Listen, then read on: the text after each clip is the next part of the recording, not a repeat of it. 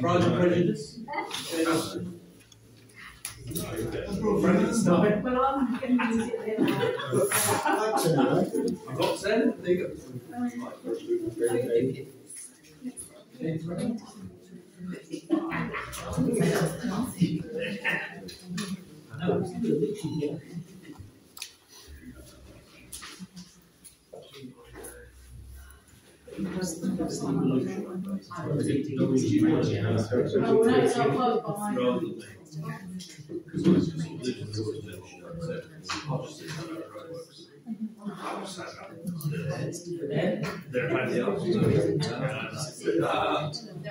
We've had to see the the signs of war paint. Yeah. They should be.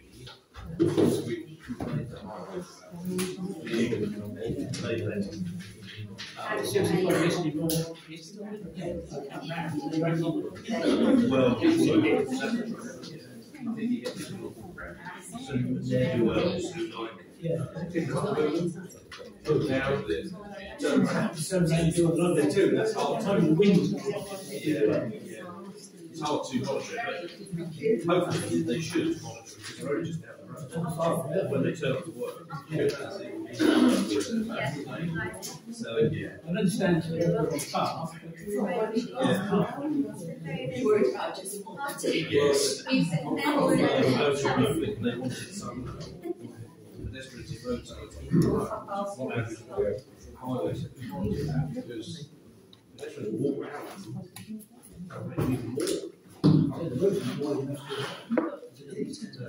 So we're going to put some on the which says thick.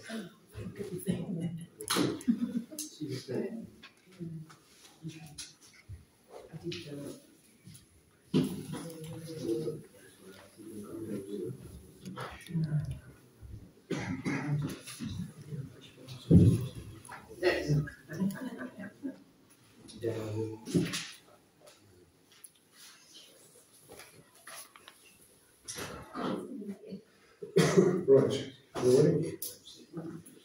Okay, let's get all coming this evening. Firstly, apologies for absence. Sorry, I've got Councillor Barrington, Councillor Hester, Councillor Heinrich, and from district will be Councillor Tracy. Oh, Councillor Gimley. Okay. Any declarations of interest or anything on the agenda tonight?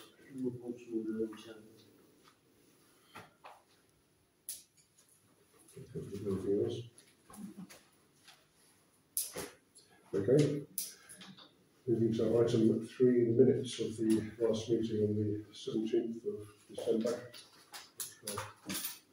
Distributed.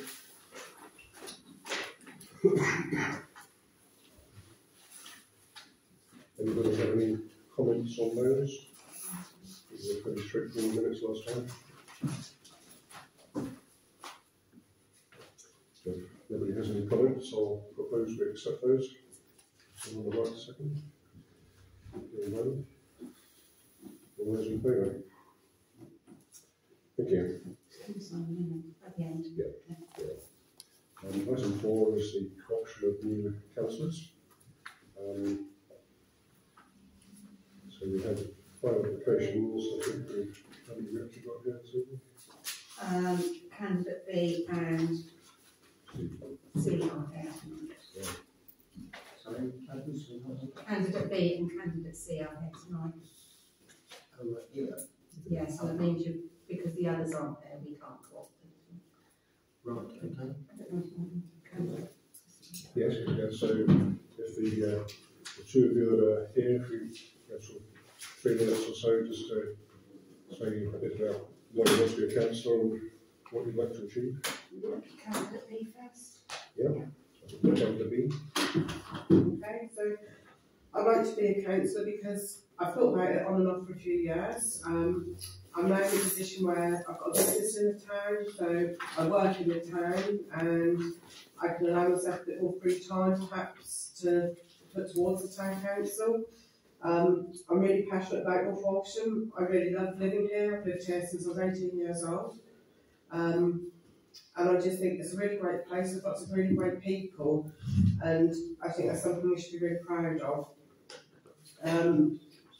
My sort of skill areas are things that I've learned through life, always working in customer services, working with people, that sort of thing.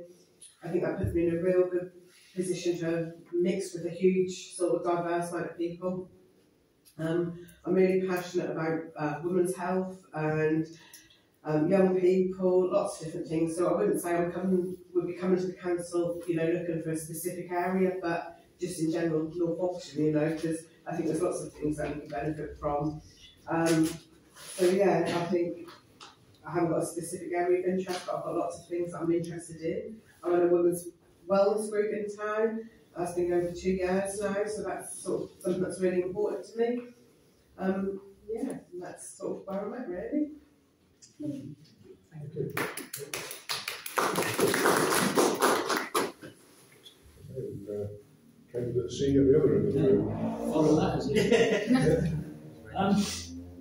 Okay, I'm Paul. I've lived in North Walsham for 40-something years. Working in motor trade, and as part of that, I've sort of started at the bottom end and worked my way through. I now have my own business that I run on a semi-part-time basis. I'd like to think that those managerial engineering type skills that I've learned over the years, I can bring here. Maybe, you know, I'm not saying that I can say, yeah, I can do that, but I might know somebody that can do that, or a combined effort to do whatever it might be that needs done. Obviously another person from that type of background, rather than just jumping in and saying, I need to do this, then we can have a bit of a think about how things are done. Back in the 80s, I don't know how many granted, you may not remember a yellow Cortina floating around leading the carnival and things. Well, that was me. They were the good days of North Walsham, not just for that carnival, but for whatever was going on back then. I'd like to think that perhaps North Walsham could get back to something like that, because I think at the moment it's very, very low, and it needs a big lift, and it needs fresh input, lots of, you know, ideas and things that can be discussed and put in. And that's kind of where I come from, and that's what I want to do. Thank you.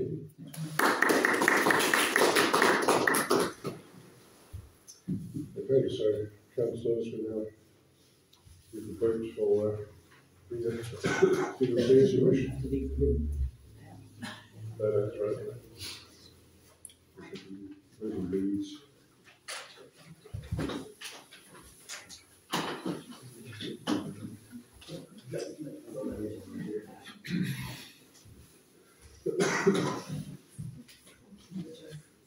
Chair, can I just ask how many councillors you need to be quorum, please? We are quorate already. How many councillors do you need, sorry? We're quorate already. We've got currently got. Just give us out of order, so hang on, we've got there.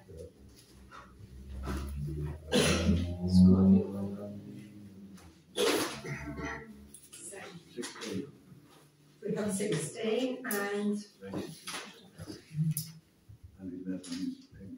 I'm just looking for them there.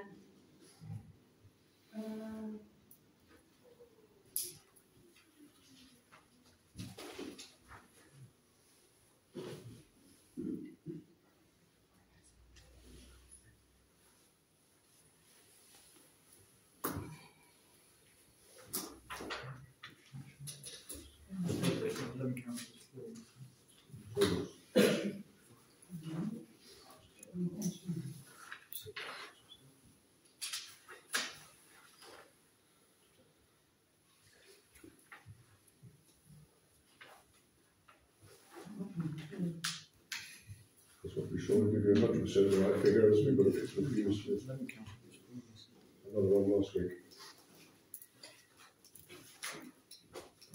I think it's two there. We've got 1, 2, 3, 4, 5, 6, 7.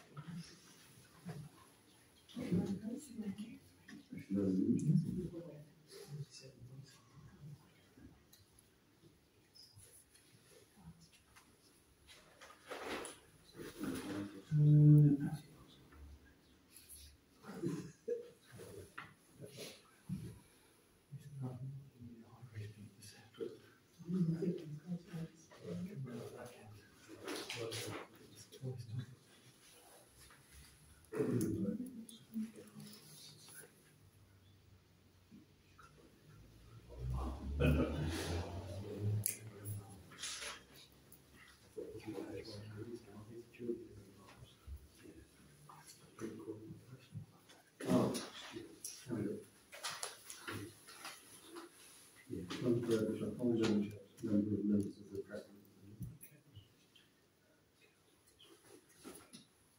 I think I found it, Chairman.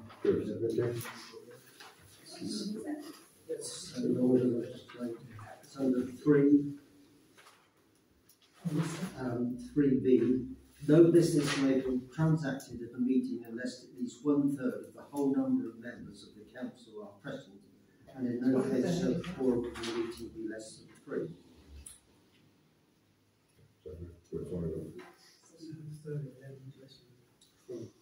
Less than 4.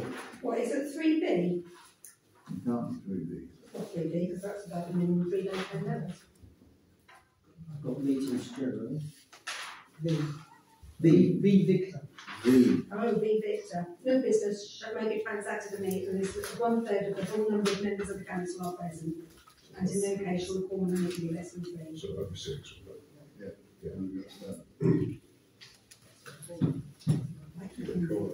It's worth checking. Thanks for asking. Sorry, we're a bit confused. Thank you. Right.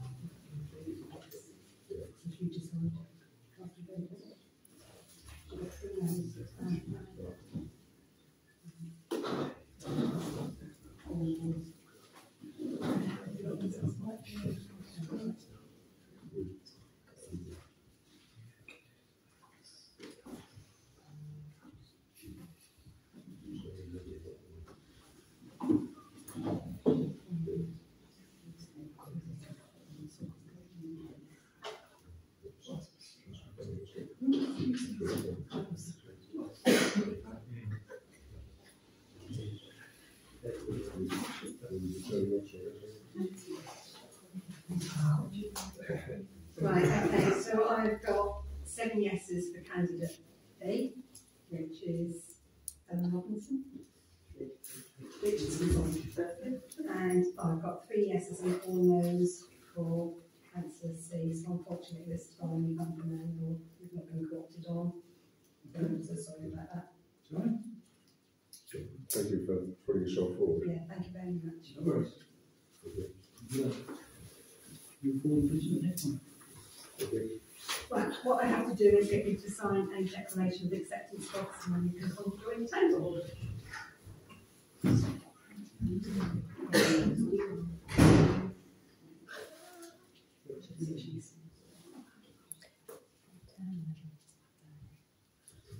Sign there.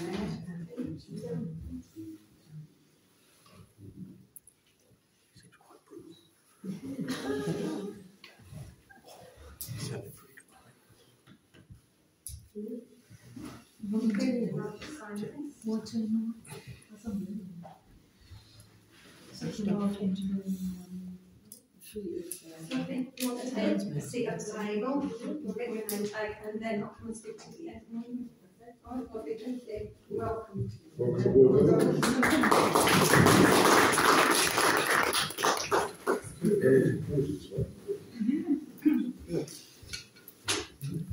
Right. Item 5 is clerk's report. Oh, just have to propose and second to accept. Oh, sorry, okay. Yeah, well, I propose that we accept them.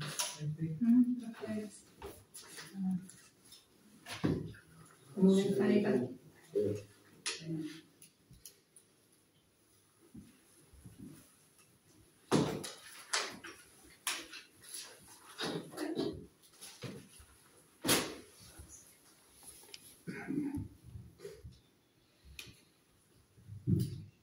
Okay, so clerk's report. Okay, I haven't sent one round, I'm just going to give you a verbal one. Sorry? That's what I was looking for. That's Oh, what I can't sorry, I find it. haven't been able to do that. So the Woodville park has all been done now, all the drainage is all fine. So we're looking to plant some trees there. Councillor Lily from NNDC is going to get, I'm speaking to her, I'll be speaking to her about getting some trees. And the Nelson Road Park has all been cleared now as well, so we'll be looking to put some trees there. So that's about it. I haven't been doing ever so much. There's still lots of projects and things that were on our action list that I still need to look at. Yeah, we will get there. We're short staffed at the moment, so we'll just get there, and that's all I've really got to report. I've had the EMPs have come in for the Easter North Walsham Play Easter Parade, or Easter Day Hunt, sorry. The Fun Day has come in, and the Fair Festival, and I've checked all those, and they are all fine because of that. So that's the 3 regular events. Yeah, they're regular events, they are the same every time. We will have a member of staff there just to do a risk assessment at the beginning of each one, make sure everything's okay. Okay, thank you. So I will be making sure their insurance is up to date. Yes. What was the total? Fair Festival, the Fun Day, and Easter egg.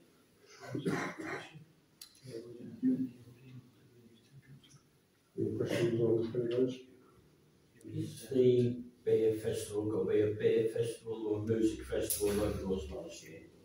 Good question.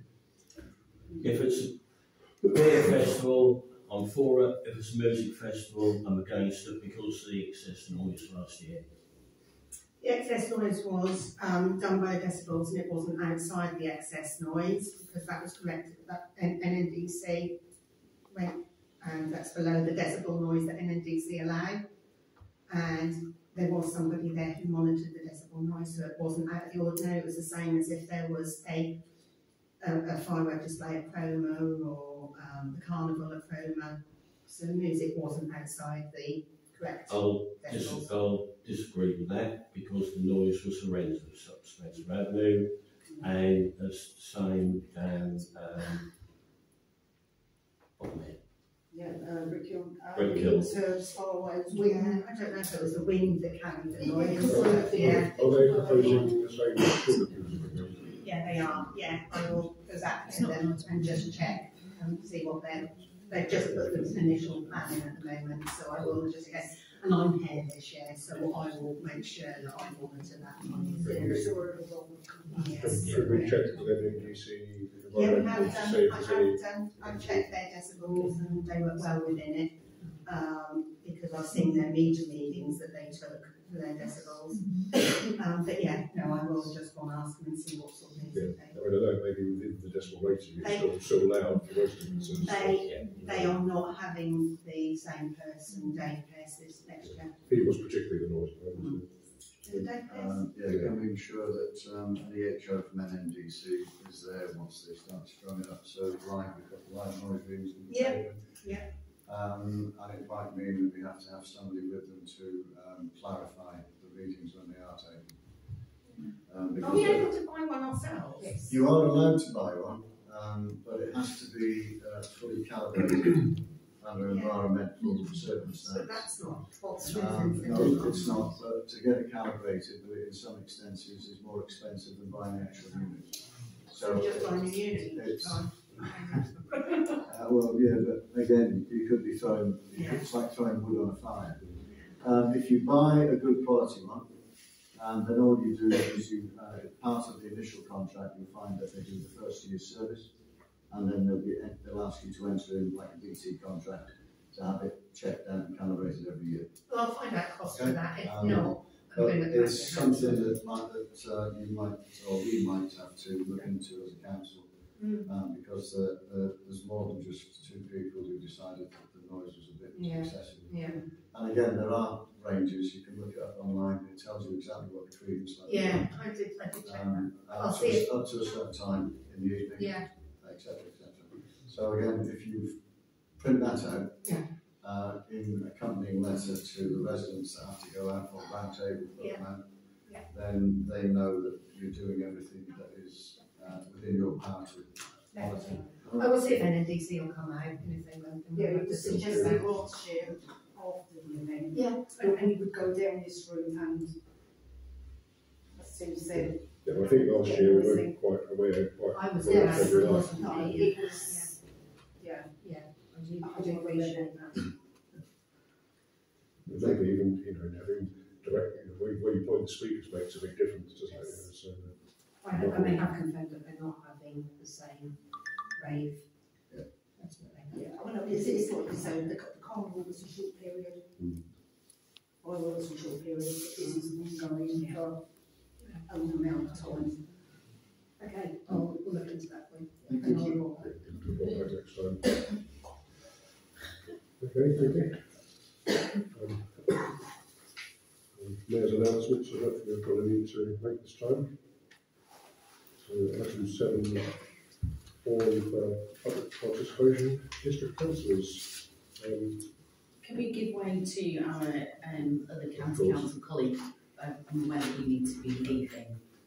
Yes. Sorry, it's always Worcester. So sorry about that. Thank you very much, Councillor Shires. So good evening. For those who I haven't met, I'm Saul Penfold. I'm your county councillor for a big patch, including North Walsham West. I should say congratulations on your election. That's very, very good. So so North Walsham West is one of my areas, and it's in North Walsham West, of course, that road works are happening at the moment, or most of the road works, because there's always something happening. So you all know all about those and for how long they are going to be there. I'm sure you've taken some incoming on it, as I have. So it's fair to say, with all these things, there's always teething problems. That has focused around the official diversion route, I think, and signing that, and signing that better. So I've been having discussions with Highways about that, and they've taken that on board, and I'm not sure it's improved, but they will improve it. Have a quick look tonight. It doesn't look like they have, but for example, putting destination names on there as well, sort of Yarmouth and Norwich, and trying to get people who aren't familiar with North Walsham to know exactly where they should go if they want to get to Norwich, with Norwich road access closed. There's been obviously issues with traffic, and I think probably mostly local traffic who know North Walsham, using Ocean Road and New Skyland Road and Cherry Tree Lane, obviously to get around, particularly New Skyton Road, to come round on the Station Road and Millfield and then out on the Norwich Road. I guess that was inevitable. Unfortunately, highways, when I first contacted them about that and looking at sort of mitigations, were very kind of, well, that's nothing to do with the diversion route. So we had to go back and argue, you need to look at this holistically, and actually, you know, the consequences of the diversion are being felt down there in particular. So it's not good enough really to say that's, even though it's not part of the diversion, really nothing to do with it. So they accepted that, and we're looking at putting. I think the problem is its volume of traffic and maybe some speeding issues there. So I think there are sort of three things we're looking at. One, you're going to put the Sound 2 signs, or they may already be down Sound there. 2 is there, So, the battery's gone dead. Okay, which has got the data collection in. Emma yesterday at the SNAP meeting was talking about doing some speed checks there. She's done them today. Fantastic. And highways are going to put some permanent signs with the think pedestrians in road on the lamps there. Now I know some of the residents wanted the pedestrians in road signs actually sort of on the A-frames in the road itself, but I think that would have caused even more of a problem with pedestrians having to go around them. Probably the signs would be hit, so that's not an option. So we'll put those. They're being manufactured, which I'll pay for out of my local member funders. So I have asked Highways several times because I'm also now chair of the Phoenix Trust, if they would come and do a sort of public engagement morning. This is going on for 6 months, so why not come to the Phoenix building and talk to people? People will have issues, but I'm sure they'll be polite, and you can be there, and we be there.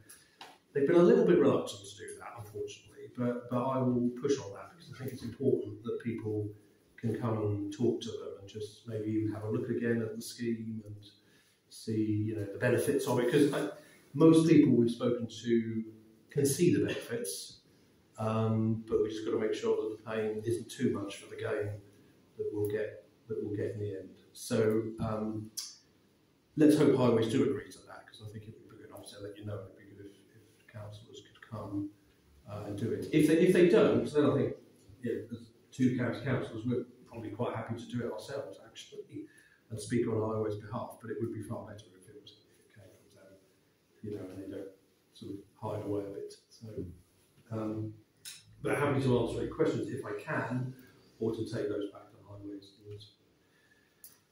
And sorry that you've had, some flack. Can I just ask a question? When I went to see them, me and James went, and there were so many people walking over the grass for the pedestrians. Yes, on the crossroads. On the crossroads, walking across the grass and moving barriers, and they weren't using the direct crossing over the pedestrian crossing because they wouldn't wait for the pedestrian lights. And I didn't know if that had been rectified. The traffic manager wasn't there when we went down in that. I was going to go and see him the other day. I will go down and just check and make sure that is okay and what that is a good question. I know Bernie had asked that of Highways and highlighted that as a problem. Yeah. And copied me in. I can't remember what the reply to him was, if there was one, actually. Okay, I'll go down there. Yeah. And just make sure, because especially when the train comes in and the passenger college students will come across that round, and that'll just make that. I'll double check that and see what they. There's no other route to access the funeral directors. If you come down Norwich Road, you have to go that way. You can't go around the other way because all of that path is closed off. That's like nice car centre. So the only way to get is across that. Is to go across that way, but it's being misused clearly. Yeah. So what would we want Highways to do there? I think you almost need to barrier off that green space so that you stay on the pavement. You can then go round if you need to get to the car park and so on, can't you? They do, they barrier that off, but they're not move it. The people move it because they're not really heavy barriers. They're not heavy barriers, so I think they need to be non-movable. If we can get some heavy non-movable barriers. Because you can get barriers that are water filled, can't you? We've had them before, so that they can't sort of move. Very expensive or something, so you can't just skip over it. Yeah, I mean, after initial sort of reluctance to engage, the highways have been far better, actually. So it'd be nice if they could give us an update, just send me a little update so I could put it on our Facebook page.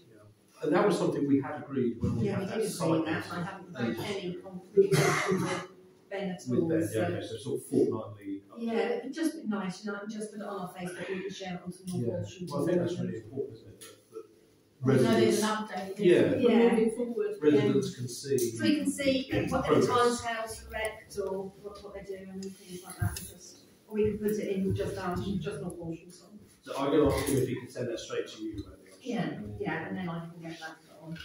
Yeah, I think on progress that's a really good idea. He did promise that when we had our meeting. Are they on programme? I haven't heard that they're not. But that's another good question. Maybe they just I think some of the issues, some of the problems are going to come quite a bit more when Gravel Road is put into a single lane. Clearly, when that element is done, we'll still be able to get access up and down, but it will just be one lane, so there'll be a two-way traffic signal there. But that's a relatively short part of the works compared to the junction. Just so councillors aware, I don't know if you know, but the drain on Walsham Road was done overnight last night. Oh, fantastic. Good. Thank goodness for that. That's a really sensible time to do it. Yeah. Soon. Thank you, Bob. Just one thing. So, I'm not quite sure, but I think one of the road signs that's out actually at the top of Dunstall Road as you turn left off Philby Road doesn't comply with the Street Works Act.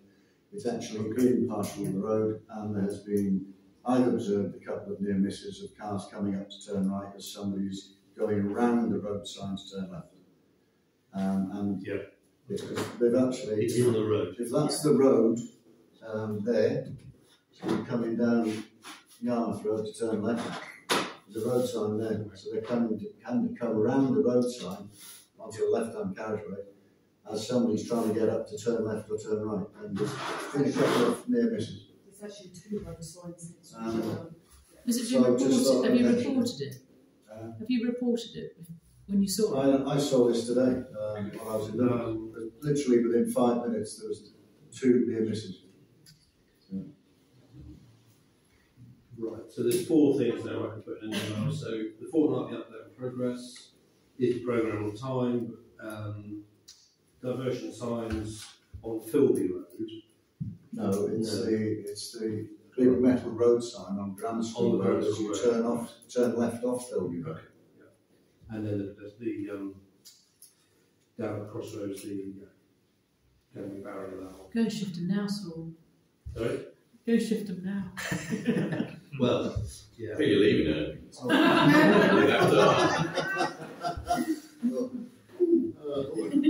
I expect no. It's always no. He goes low, I stay high. You like to sell it to the EDP? Thank you for that. You're welcome. And we'll I think when it's all done, we'll have a little celebration. Yeah, it's 17. Yeah, in one of the pubs. Because I'm sure everyone in the town will think, yeah, it's good. It's working now. So. We had a county council meeting today. Devolution looms large. County council elections look like they might be postponed for May, but I'm going to hand over to Councillor Shires for that one, if that's okay, so she can cope with that. Not that we really wanted the elections to be delayed, but it looks like they will be. So, before I go on about that, I'll just give way to Councillor Gray purely because I will talk for a long period of time about it, and I know that some of you may have heard this before, but Mal will probably update on local issues and then I'll go bigger issues so that your attention. I feel like I'm being sold down. No, you're not at all. Bins are important. I'm going to start a campaign for bins now. So I've worked with the Mayor and several other entities to try and find out how we deal with the issue of bins at the entrance of the church. It's incredibly unsightly, it's getting worse. I don't know how it's getting worse, but it is getting worse. There was talk about upping the collections there to try and keep on top of it. However, it appears Bob has identified the piece of land owned by the town council, but unfortunately that's the incorrect piece of land that's required. That's where Simon Wheel, our guerrilla gardener, would normally put his sunflowers on that flower bed, that's the piece of land which is the town council's. I don't think we should be putting a communal bin storage at the top of that slope. It won't look very nice. We may as well leave them where they are if we do that. However, it would appear that it is actually ecclesiastical land. And I've had the conversation with David at the church, and he's put it past the PCC. They have referred to it as a perfectly acceptable use of the land in their view to have it as a communal bin storage area. I've touched base with Callum Ringer, the cabinet member that deals with Serco bin contract and such.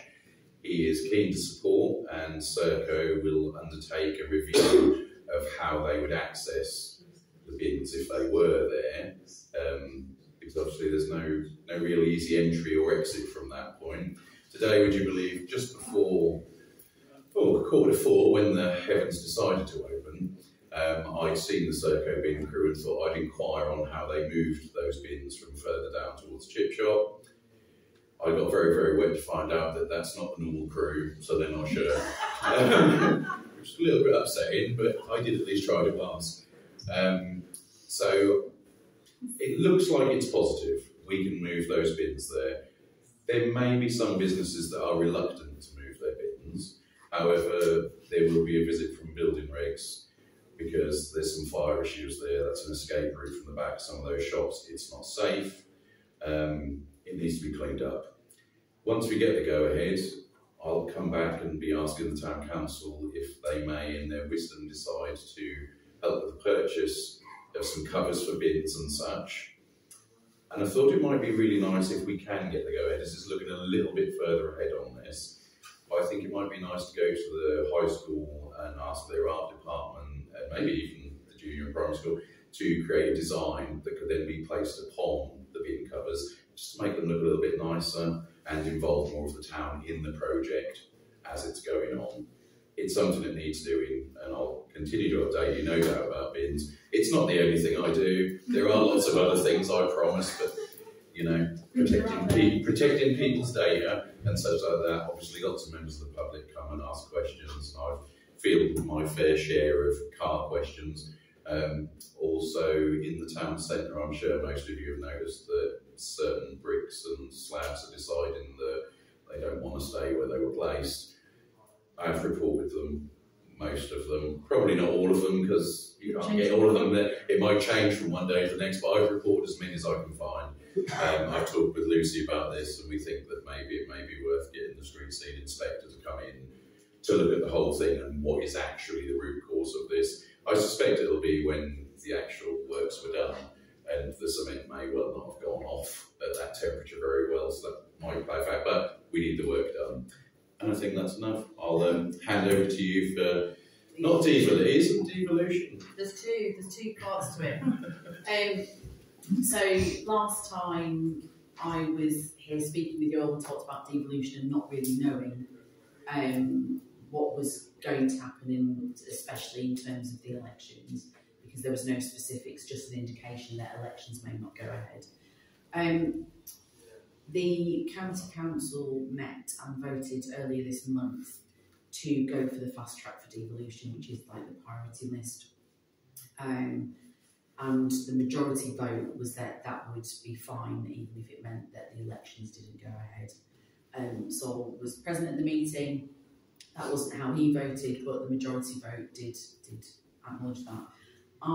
For that meeting, I was at the LGA Finance Conference, which is a little bit more exciting than it sounds, where the Minister Jim McMahon was speaking, and his director for the Ministry of Devolution was hot on the topic of conversation there. So I'll mix what I'm about to say with some of the information that I learned there. We've known about devolution for quite some time, where the County Council have tried many times to get a deal through and not been happy, and back and forth, and the County Council believed the deal was off the table. I'm still not 100% sold. I can't tell you that devolution is going to bring amazing things to our town or our local area. It's a national mandate, and devolution of power locally, hopefully, will never be a bad thing. What we don't know, we were told that a decision would be made on Friday gone, whether or not the government were putting us in the queue for fast track. We were then told again it would be yesterday, and when I left the county council meeting this afternoon, we'd still not heard. So, in answer to many of the questions I've been asked about devolution, we don't know what's going to happen with the elections coming up. My hope is that we do have the elections this year, purely because if we're going to bring in a mayor perhaps next year, it would be better to do that with a team that are going to sit with the mayor for a number of years rather than do it all at once. I don't think that would be helpful to the taxpayer. But it's not my decision overall, sadly, and there are many people who are upset about it, primarily because it removes democracy from local areas. Some people are upset about it because they feel the choice has been removed because they may sit longer than they would wish to sit and they wouldn't want to call elections. Well, it's quite complicated. I've spoken to many people who are quite relieved because it does seem sometimes that we're doing election after election. Some people are relieved because obviously there's been a change in the way the local area perceives politics, and some people, like myself, are not particularly happy because I feel that I was elected for 4 years. So from my perspective, people went out to vote because they wanted me to be here for 4 years, and I think that they should have the right to say, actually, do you know what, we might want to change, or we would want to reaffirm that, but to remove that democratic right from the population, I don't think it's fair. And as much as I love serving my town, I am perfectly happy to stand for election at any point, so I think to remove that from the public is not the right thing to do. So I don't know whether or not the election's going to go ahead. At the moment, I'm sitting here still feeling like they should go ahead, and they will go ahead until the point the government says, actually, we're not going to do that, which seems a little bit perverse overall. So we don't know whether or not we are accepted to get a mayor. We don't know how long that will take. When I spoke to many people at the conference, that was a question that everybody wanted to know the answer to. Somebody did ask about the government's capacity. So how many authorities can say they want devolution? You know, are you going to get everybody through in time? The government's response was, we haven't got a figure on it. We don't really know. We've just opened the door, and everybody that wants to come through it can come through it. We don't know, you know, if there's going to be any blockages to that, which perhaps wasn't what people wanted to hear. But you know, we are where we are at the moment. No new government is going to contend with everything that they need to contend with instantly. So in some degree of patience, I am sitting back at the moment to see what happens, but I'm equally impatient because it's putting a lot of things on hold for this county and for local areas that we don't need to have on hold. Aside from that conversation, we can't conflate the two. We've got local government reorganisation, which isn't devolution of power, because it's the removal of the lower tier authorities, the district councils, to move to a higher tier authority. So we can't conflate devolution with local government reorganisation because it's not the same. Local government reorganisation, again, has been sold on a money-saving prospect, in the same way that the government have also indicated that it's easier if they have a smaller number of people to speak to about issues rather than having lots of voices, which equally I can understand, and in some ways it would simplify things for our local residents. When they say the council, it is any councillors. Councillors here will know you will be blamed for all kinds of things that are outside of your control, and the same at all tiers of authority. So the main concerns I think I have about local government reorganisation is that North Norfolk has got its own specific set of wonderful differences compared to the rest of the county.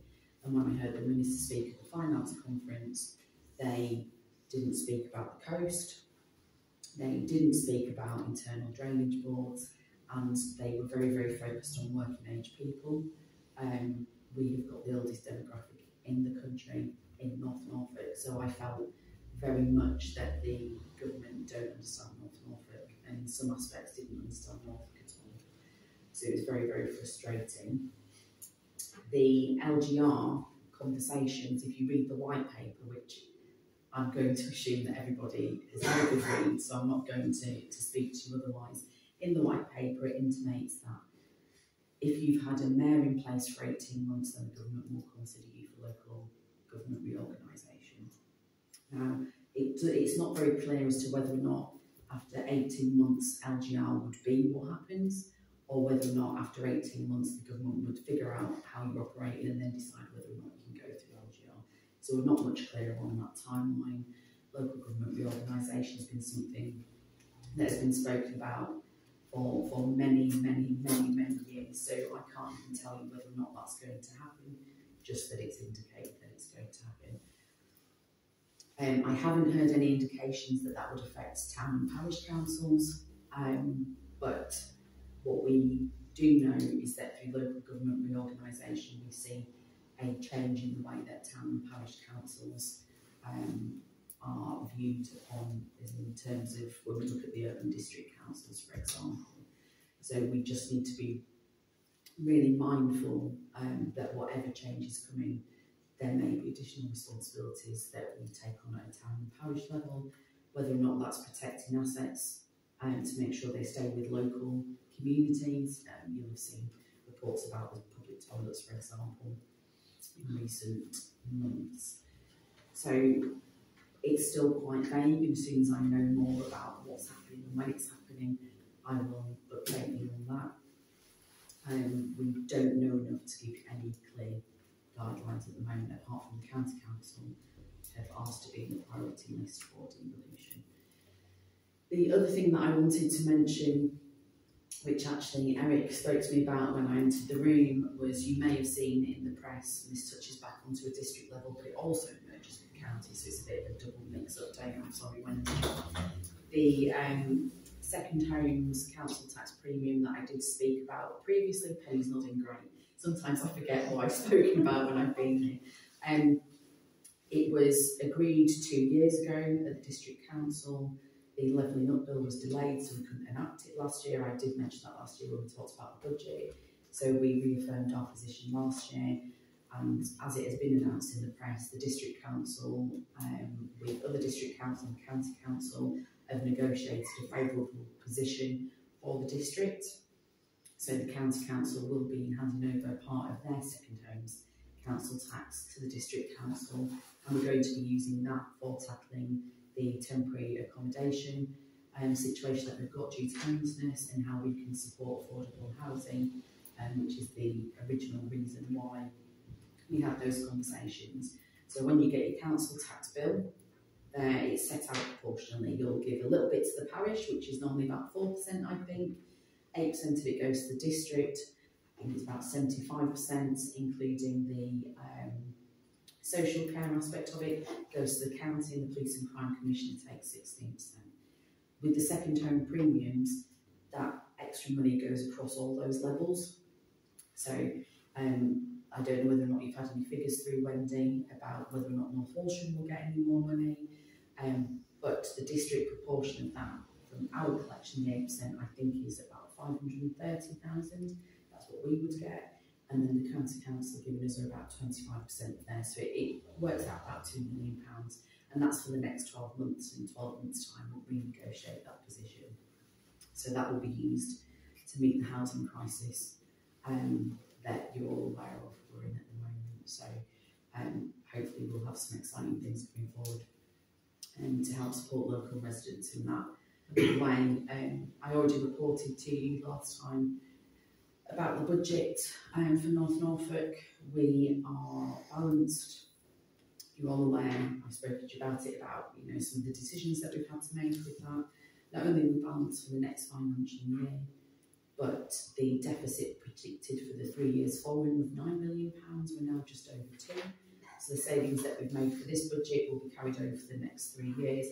The staff at the district council have been fantastic in that regard. I think everybody that has given any advice or any input into it, really, it's been a whole team effort overall. So we've got our budget meeting We've got a special meeting tomorrow at the district just to discuss the position on the second homes council tax and set our council tax base. And then 2 weeks after that is our budget meeting. So I won't update you about the budget meeting again in February, because I know you've heard about it quite enough. It will just be to update on what the vote is there. The roadworks, as Sol has said, have had some teething problems in terms of direction and local people using preferred routes around the town, which would cause some disruption. But as Sol has said, and we'd said at the SNAP meeting yesterday, we're more than happy to hold a meeting if highways don't want to come out. So I think it's important we get everything spoken about on the SNAP meeting. Unfortunately, often becomes dominated about highways issues. So I think it's possibly quite important that we try and take some of that out of the focus, and we'll have those meetings separately.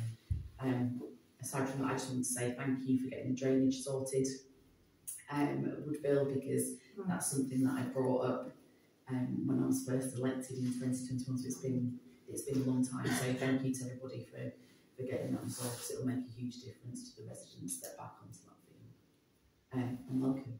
Anyway. Okay, thank you. Yeah, of course. It's really about the devolution issues, and you might be able to answer me straight away. I don't know how, if we do become a unitary authority, how the funding changes from central government, because Norfolk County Council are in hock to tens of millions, aren't they? District Council clearly are doing well, but it concerns me that we might take over control of everything but be in the biggest amount of debt. That's a really good question, and I do have an answer for that. So that's about local government reorganisation. So it was asked at the finance conference, which is probably my favourite conference that I've been to in at least many recent years. So that says a lot about me at the moment. A question was asked from the floor to, I can't remember whether it's the minister or the director of the ministry, and it was about the debt. So we know that the county council's got around £1 billion worth of debt.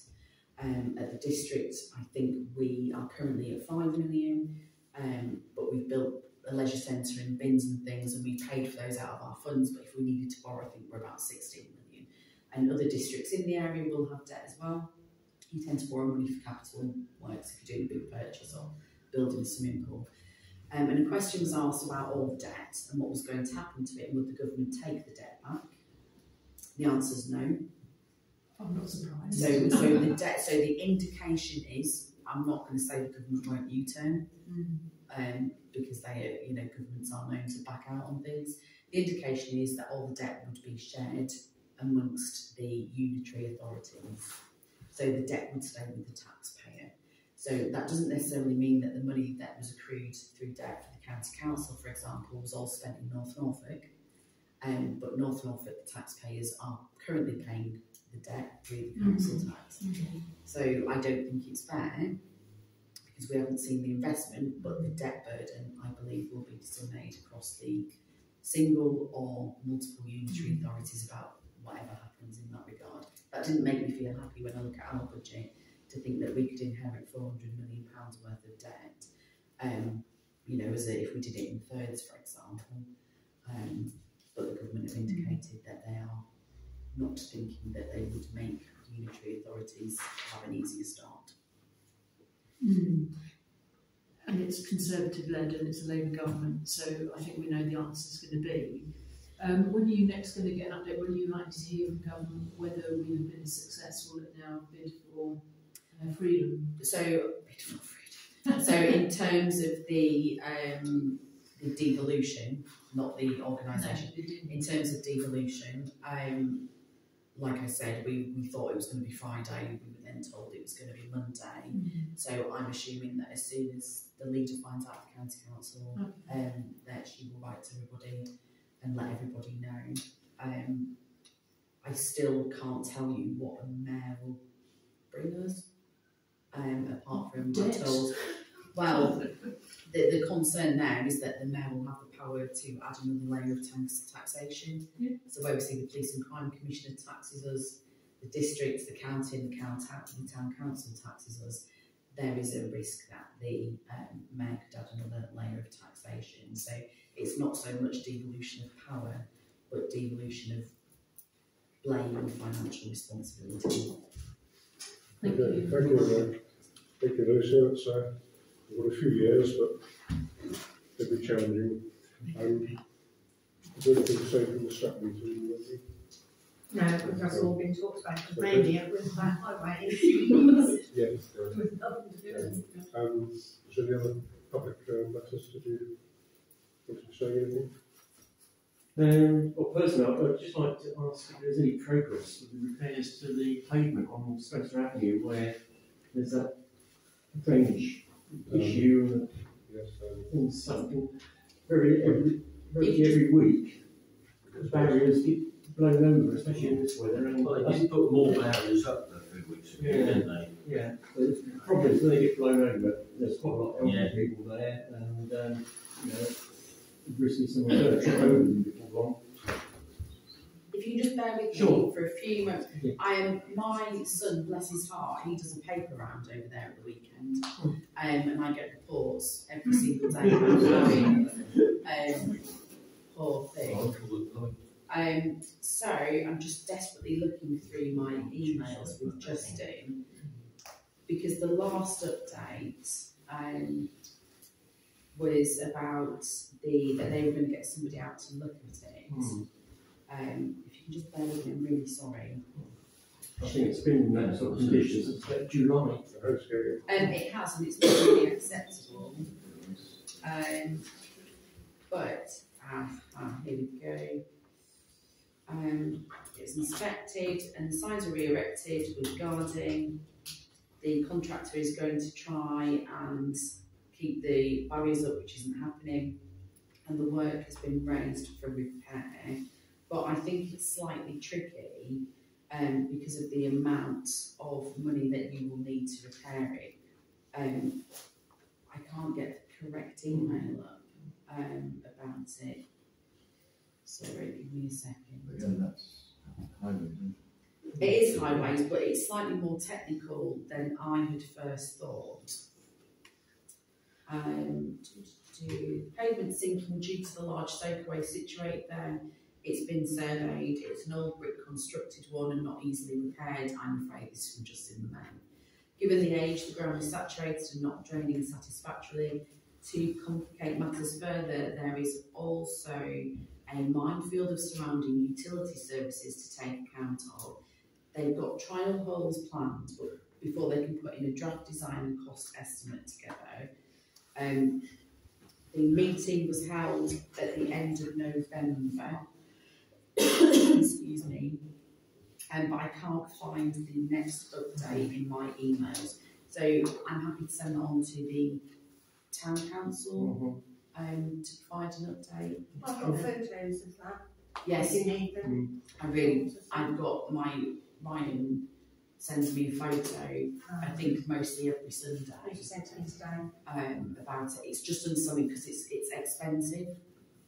And they're reluctant to, I'm guessing because we're coming towards the end of the financial year. But I will give the paper an update and I will feed that back to Wendy if you're happy to put that out on Facebook. Yeah, because I had something. Yeah. Super, thank you for raising that. Lucy, it's just for information, I suppose, is I come down there tonight and they've blown over against the wall again. They fall into the collapse. Because they're using lightweight pedestrian barriers, rather than if you've got a danger of a sinkhole, they should be using a massive road plate and then surrounding the road plate. Because sooner or later, if that does give way, somebody might be in the wrong place at the wrong time, and they're going to go into a hole. And it's a massive part. It's a massive part. My concern, I think, above that is where that connects into utilities that go into the road. We've seen across the town, you'll see the dip in the road, and then the next thing, the utilities have collapsed and the road is closed. I am obviously concerned about pedestrians, but what we don't know is what I'm concerned about. So I don't want to see the road collapsing because it's right next to a residential property as well. Yeah, right on the Belmouth of Leicester close, isn't it? But it's getting bigger and bigger. Yeah.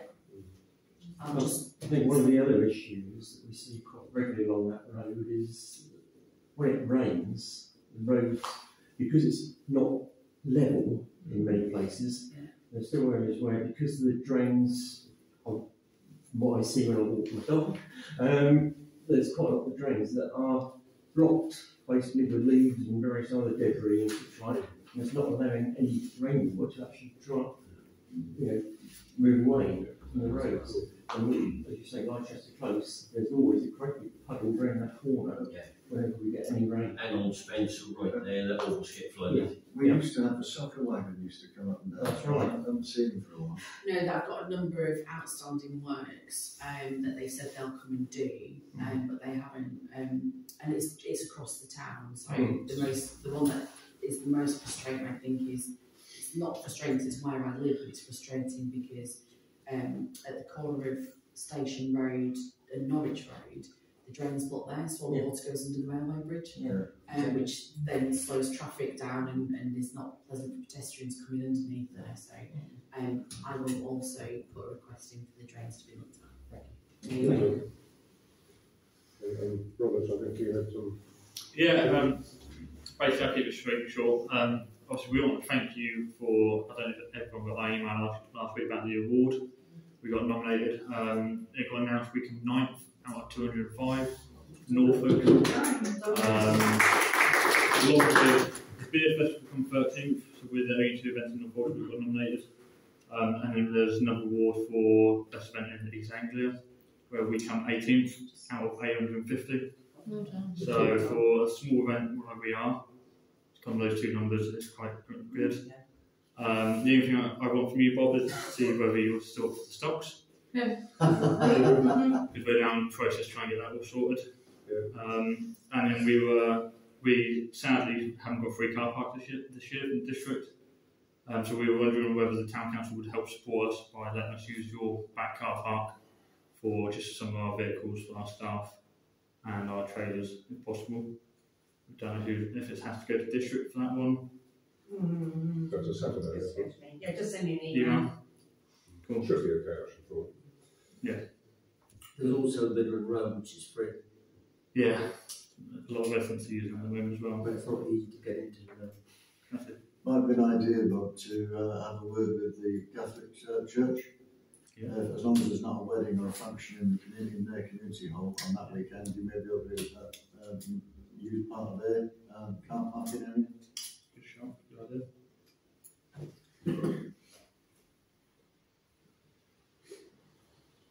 But yeah, that's all basically. We've now got a new attraction joining us again this year. Another one came in last night, which is Ponies for Wellness. They do a lot of wellness stuff with the kids, which will come in for the kids go in and be able to pet them, feed them, and get close to them. And I think one of them's dressed as a unicorn, which should be random, but they've approached us that want to get involved. And obviously our educational show, which we're now announcing, which is the Recycle, which comes from London. They do all about recycling for the children and interaction puppet show, just for the kids to try and get involved and teach them about recycling and a bit of educational needs. So yeah, that's where we are up to so far. Well done. Thanks. Okay, thank you. Is there anything else? Any other public things? We'll move on to item 8. Sorry, Paul, just send me an email. Just need to make sure there's not a wedding on, because if there's a wedding on, then you won't know. Bank holiday. Yeah, but that'll be okay. I'll ping you an email. Right, appreciate that, Simon. Sunday, the first that would give us 6 months when there's a wedding.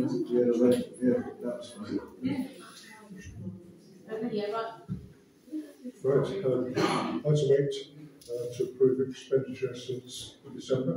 This is Jess. She's doing the finances at the moment. For those of you who don't know. She's not a cleaner. Yes, apologies. I didn't actually get an email, sorry. Wasn't the one then? Evening, Jess. Oh, our other member of staff who's here just for the new councillor is James. He's acting head groundsman at the moment. Really embarrassing. It's fine. I'll let you off just Right, so expenditure since last month. You on holiday? We went back to the 17th of December, so there may be a little bit more on here than what needed. Okay. Well, really paid those ones, so Yeah. One invoice was authorised by 2 councillors, and as you know, me and Jess and I set them up, and I authorised the payments to our new bank account. Right. So each invoice has 4 signatures. Yeah. I've got some upstairs that need a signature this evening if possible. Okay, I understand. So is there any queries on that? No, okay, so I propose we accept that. Someone would second that? All in favour? The second part of financial is to receive bank reconciliation, which is just showing where all our money is. It's a good breakdown. We've also got our money in various places now, which we did before. We've still got 100,000 to put into the CCLA savings, and then Jess will work on that. Did you want the bank statements to be attached to the back of this so you can see the figure of the bank statement agrees with this one? Otherwise, yeah, we can do that. Jess has to be making up these numbers, couldn't she? Say that again. I said you'd be making up the numbers. The only thing we will probably have to take out is the wages. We'll black out information for wages. That's good to have the. But that's, you don't have to, it's just to receive. So it's done. Because it was talked about in our audit for you to come round or come up and have a look at these. But if we bring it to the meeting, then you wouldn't need to come in because you can see it all. I think it's better than everyone sees it. Yeah. Just a point of clarity is that sometimes, well, not sometimes, all the time, if you're doing a reconciliation, the reconciliation is here and now. The bank statement was there. So it could cause confusion when people see a figure in the bank statement that says Y in your reconciliation. Well, our bank statements will be up to the date of when the bank rec is. We'll be done on the same day, okay? Yeah, so I will make sure that the balance That comes from the end of the month. will be the 31st of December. Statements will be put on. So, I mean, the bank reconciliation is what it is. It doesn't give you much of a picture other than what cash you've got in it once a month. Key thing now we've got to move to is to try and get some forecasts of where we're going to be by the end of the year against the budget and what cash will end up with that. Yeah, so me and Jess are going to work out and see what reports we should be bringing because there's so many reports that we can bring in. We've just got to decide which are the best ones to bring. We should, and if you look at the financial regs, this is Wendy's aware of this, we should have on a quarterly basis forecast against expenditure and income against the budget. We've done one this year, of the 6 months as far as we've got. I'll be on next time. There should be at the end of the year, the end of the year one, which where we are at the moment is the most crucial thing. We've still a way to go. Again, under the financial regulations, we should be doing a 3-year forecast moving forward. We haven't got there yet, but we will get there. And then there's something which I don't quite understand, but we also have to have some detail of salary payments as well, which is in the financial regulations, which is not coming to us at the moment. But one of the criticisms of the audit report was the lack of information or inadequate information coming to councillors, so you had an overall picture of where we were. We're working towards it, but we're not there yet. So would you, because what I'm going to try and do every meeting is have an extraordinary, not extraordinary, a confidential area part of it, and then I could bring salary information each month into that. Yes. I mean, the key thing to this is providing salaries to be calculated correctly. Yeah. Is how we're figuring the salaries against the projected budget. That's the thing that really matters. Not No, seeing well, people's payslips because you're not allowed, as councillors, you aren't allowed to see payslips. No, So I mean, providing I'm satisfied it's being done correctly, whether A gets X amount or B gets something else is not really of our concern. The issue is how is the salary expenditure tying up against the budget? Because that's the controlling thing that we have, given that we set a balanced budget each year. That's what we need to be watching all the time. Well, I can confirm we'll be well over budget this year. Sorry? We'll be well over budget this year. Well, I think in relation to, we weren't initially, but given the circumstances that we faced, but that is the controlling, that's the controlling figure you want, rather than what a particular individual gets paid, unless there's inaccuracies. And also, the employer's NI is going to go up significantly in April, so we can't claim any of that back. But my guess is, having looked at this thing, we're probably going to end up in the bank at the end of March with roughly what we started with at the beginning of the year. But that has shifted somewhat from where we were 6 months ago. And I might be wrong. Budgets and forecasts are full surprises. Sorry? Budgets and forecasts can be full Look, I know it's not a precise science, but it's the mechanism by which you control things. I mean, it's your best worked out formulation, which is what you put forward. I mean, that £2 million Lucy was on about having run the district council's finances. That £2 million is basically their bailout. Yeah. If they hadn't got that, they would have been in serious trouble. I mean, I'm glad we got it because we're the ones that have most second homes in Norfolk, and therefore we should get something coming back. But you know, nobody could have forecast that. No, we didn't know until the last week. Okay. Yeah.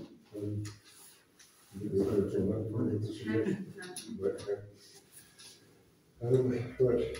Item 1.1. You'll see in the fact there's a letter from Warren Beach, and you've read that, so I don't need to say too much about that, but he supportive of what Wendy's done in terms of sorting out after a year with no clerk. I did pick up the point that because of that there wasn't a handover, which is something we should work our way of doing. Steve, the resolution going to be moved to part 2.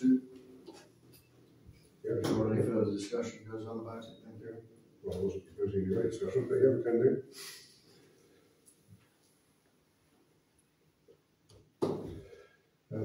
Number 2, clerk's decisions.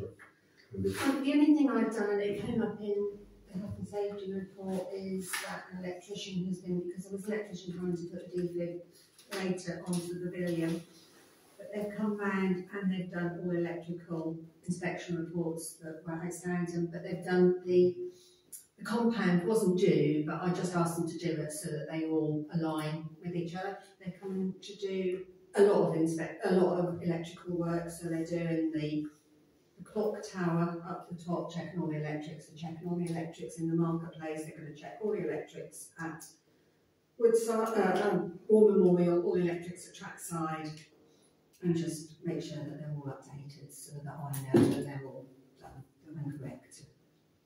Can I just ask on the defib, when Poppies originally asked for it, they asked for a paediatric one? Yeah, it is a big.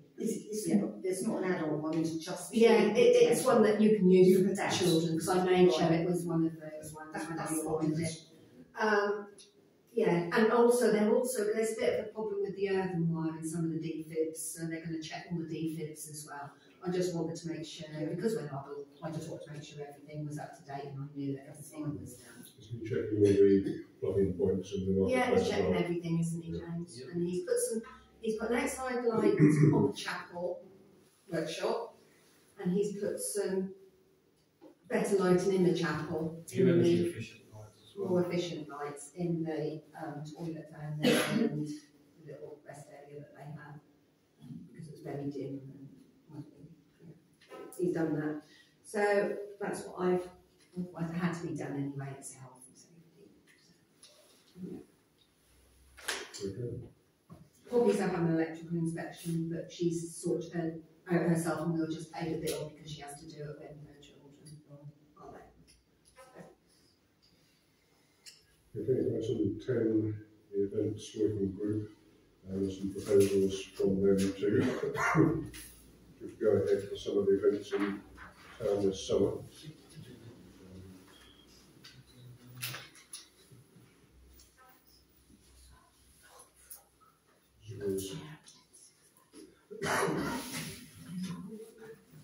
So I guess really have you got any comments or queries on that?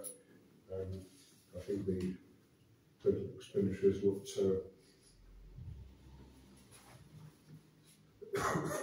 fits within the sort of budget which we've had in mind for events. Obviously, the Events and Tourism Committee can't approve any expenditure, they can only propose it to us.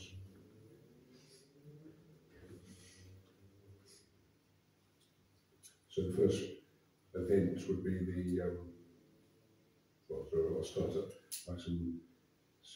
The first thing is they're asking whether they can open some additional social media accounts for Nextdoor and Instagram so that we can communicate with the public on those as well.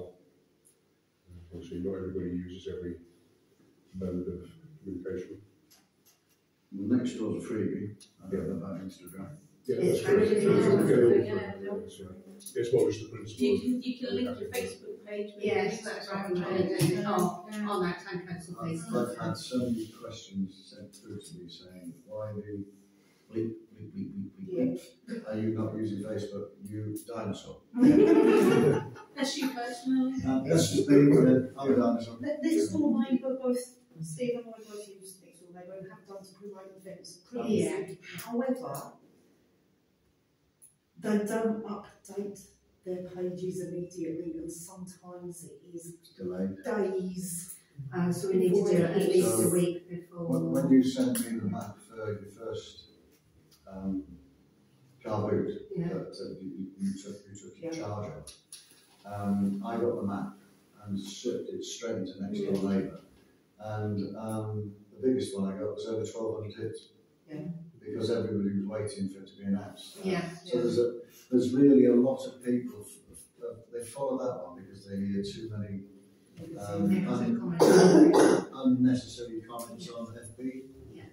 So it's swings and roundabouts. I mean, I used to put an entire, as Steve says, we used to put car boots and street fees on at least a year before. We'll put that on as soon as we can.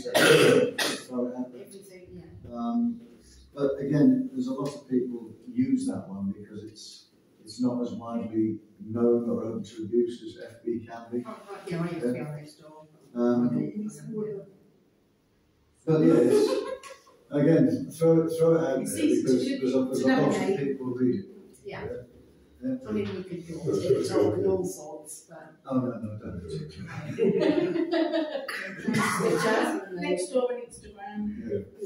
Okay, that's fine, I'll do that. So that's a recommendation, so I think we need a proposal and a seconder for that. Second. Penny?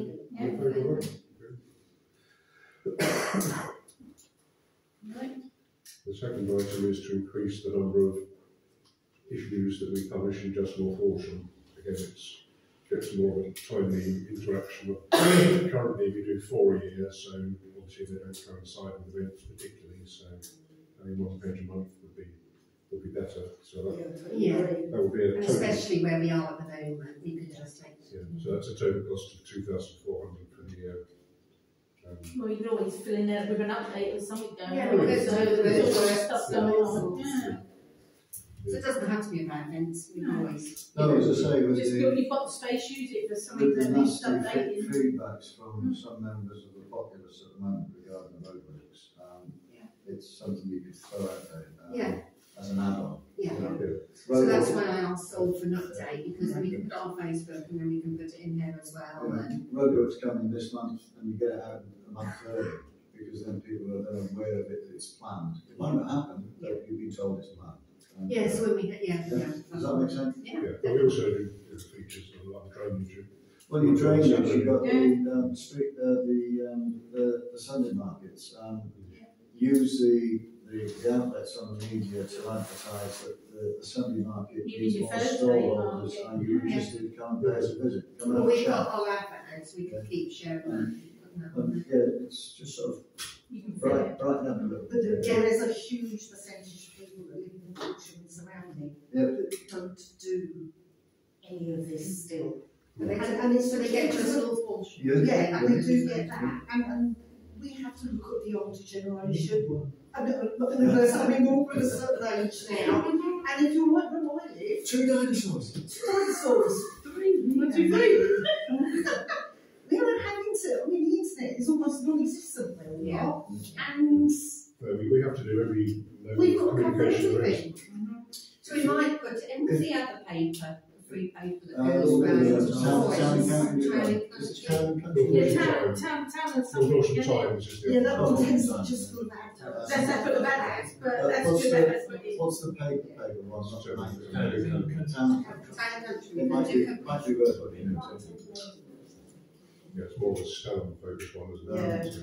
But again, you wouldn't need a full page in there. You could just have that half page out off, or even a full page. What we thought we might do, if we get a little bit of time, is go round with leaflets and put them on cars and stuff. Yeah. Go and put them in tourist information places and just try it. Well, there's a lot of places. Well, there's a lot of shops that they want to do They're it. holding They do information well, down. We do that for the purpose. We did that for street fees, didn't we? Put You'll posters find on that a shore. lot of people in the town with the businesses, they're quite happy to put Yeah, town we're gonna do council that. lids in the windows. Yeah. So It just means somebody's got to plod the beat. Yeah. Not on a rainy day then. So You happy. might want to go further afield as well, so the villages, Oh, yeah. we do, because we've become, you know, Yeah, the friends out with Stalin, because I know Stalin advertise a lot, North Yeah. Walsham, and so we do have joined them. I mean, if you contact any of the parish town councils, when I was at Tourist Information, you hit everybody that you knew that you were affiliated to, and it really worked well. And sadly, they're closing all these offices because they say everything's online. But we'll make sure there's some in the library and things like that. Yeah. So I'm happy to propose that we adopt the monthly adjustment of Walsham, but also if you could look at our applications and come back with prices on those. Yeah. So I'll propose that. All in favour? Thank you. And the great attraction of the North Walsham Times is if you send them a press release, it's free. Yes, yeah. Yeah. That's something. A press release is free, what, in just North Walsham? Yeah. No, in North Walsham Walsham Times. So if you send them a press release once a month about activities at the town council, then you don't have to pay. Okay. Brilliant. Because that's in one of the Walsham bit, isn't it? Yeah, well, I didn't know I used to do it. Right, the next item is the first event in the marketplace, which is a street feast picnic event, which E&T have asked for £3,000 for, which is the biggest cost is entertainment, but as you know, It's over half of what the whole market's budget used to be. indeed. We put, how much did we put in? We put quite a bit in for events, didn't we? The events budget is 15,000. So obviously that's more than it was. Yeah, we only hit 6. Yeah. But For the year. I think this is. Do we have any more details as to actually what this is going to go? I know you just roughly gone there, but the days actually going to. I think from memory, it's not quite so many food stalls, but more seating so people can bring picnics, just to make it more of a family thing, and some children's entertainers. It was to get some, I mean, the Bear Festival, they have bands that are well known, so to still use Wayne, but get bigger, better bands that will attract people. I think that's what her understanding was. I mean, you know, we can get Night Train or Agent Orange or people like that. They cost £450 each one. Yeah. He's taking his prices up, you need to slap him down, I tell you. Who, Wayne? But he only used to charge us 300. Yeah, he does, but Night Train or Agent Orange or some of the bigger bands will cost you £4.50. I mean, I've had Sons of Mark, I've had loads of people come in and like that, and they will charge £4.50 to £500. Yeah. There are some other items later in the year which I guess they haven't yet costed. Which, No, this was just an approximate 3,000. I mean, one was more of a music event, which would be expensive. How is it? One is a wellbeing events, which I think will cover its costs through trainers and such like.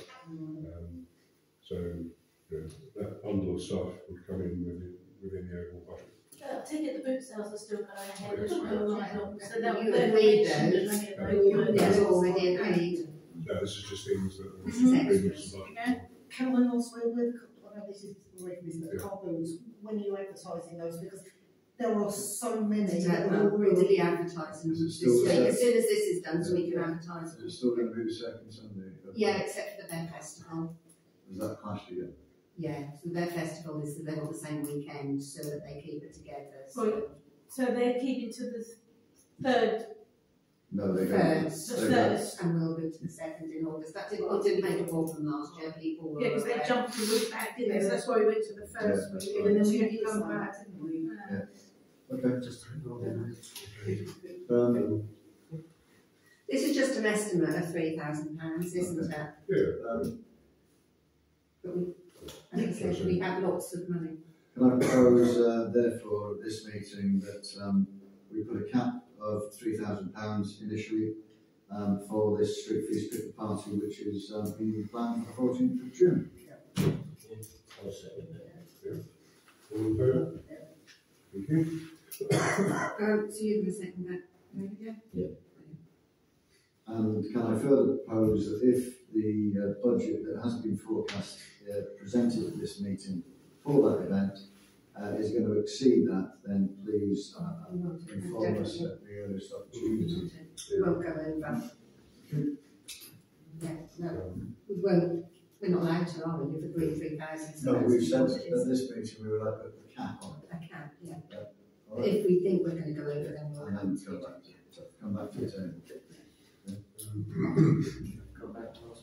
Well, one of the other events that has been looked at is an event on trackside, which we more sort of skateboarding focused kind of thing, but the issues that came out of that, which Matt Smith highlighted, is the access into there is not great for lots of people. Well, firstly, the main vehicle access, I think he felt, I'm not sure why, that we needed a wider gateway there for getting event type vehicles in. It's quite a narrow gateway. Well, it's not so much the gateway, Bob, it's the turning circle. The only way you're going to get in through the existing gate is by coming off the bypass, turning left and then taking a wide right. Yes. Because if you've got a big vehicle coming in to turn left, although some of these architects can do tricks, unless the other lane is empty, there's no way they're going to get straight through. No, I mean, sort of, I think it's going to have lots of. You understand what I'm saying? Yeah, I just wondered how James managed. How do you manage, James? Well, I know Daniel always used to come in off the bypass and swing it You're on wide. the BPA side, so you come down toward, go towards the Norwich direction. Yeah, that's right. And And then take a wide swing in. Yeah. And that's the only way you fit in. And even then you only just two banksmen as well to sort of stop any traffic. Yeah, but you're only just getting through those posts with just a big tractor and trailer. But also would have staff supervising that. Yeah, but an Arctic is a little bit wider than your trailer. Yeah. So if you've got any big wagons in there, the only thing that you're going to look at potentially is the repositioning of your security post on the post nearest to the bypass. If you get my meaning. If you're coming down from the bypass, you're taking a wide right-hand turn to come into the park. So in that entrance way there, the post that is on the left as you're turning into it remains its statute, and the one on your right as you're turning into it will have to be moved by a distance of maybe 3 feet. There's a new stanchion post going in there, and then you'll have to get a new gate for that part. Right. Does that make sense? Yeah. Yeah, we're agreeable to the idea, then I think passing it to DNA to. So James is not in his hand as well. David, did you want to say something there? Yeah, I know. Just while I think on the track side, we said, I think, must be 2 years ago, signs we've got to be put up to tell people not to take their dogs on the actual trackside park where the skateboards are. Yeah. And also, I noticed over Christmas and a few weekends after Christmas, there's been young kids riding motorbikes on. Yeah. Young little kids, obviously Christmas presents, and they have been riding there. I don't know if they're electric or petrol or what, but they are riding up and down with their parents. But this is a no-no. I think we need a signage saying no motorised vehicles on there. Yeah, that's a good idea. I mean, I don't talk about sport, but if someone get knocked over, yeah. Should they actually take them on the skate park, do they? They're riding them on the grass. On the grass. Yeah. Do they do that at the War Memorial Park as well then? I haven't seen them up there. They probably do, don't they? Might as well just get another set of signs and put them everywhere. Yeah. That as well, yeah. But Okay. in terms of widening the access, I think it's probably worth doing this for the maintenance side of things anyway. It'll make it easier for you, wouldn't it? Definitely. And any other maintenance that needs to get in and out. Well, Yeah. yeah. Do you understand that? Did you, James, what we've got to do? Yeah. We might have to take a few laurels. You talk about going towards that, where all the laurels are, as well, so that corner of laurels might need to be removed as well. Say that right-hand stanchion post. Yeah. I think you're going to have move it by a full metre. Yeah. But again, you'll have to get somebody come out and cost that for you. Can you recall how deep the gas main is under there? Because I know there was a problem. We didn't actually find it when we dug it. We dug about a metre deep, a really long channel. And we were with the gas man as well. He couldn't find it either. Right. So that's when they put like those plates down as well for the cement lorries that were coming in and out. And they were only inches apart from the posts when a ready mix lorry was coming in. Literally. Yeah, had to move the mirrors in and the mirrors got towards it. Okay. So who's proposed, are you proposing that? Well, I think we need to work it through. I would propose that we look into widening the gate access to the trackside park to facilitate ease of access for agricultural and event vehicles.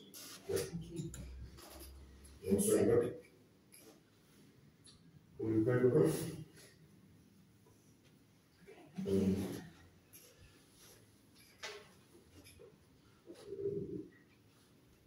that? What's in my rules?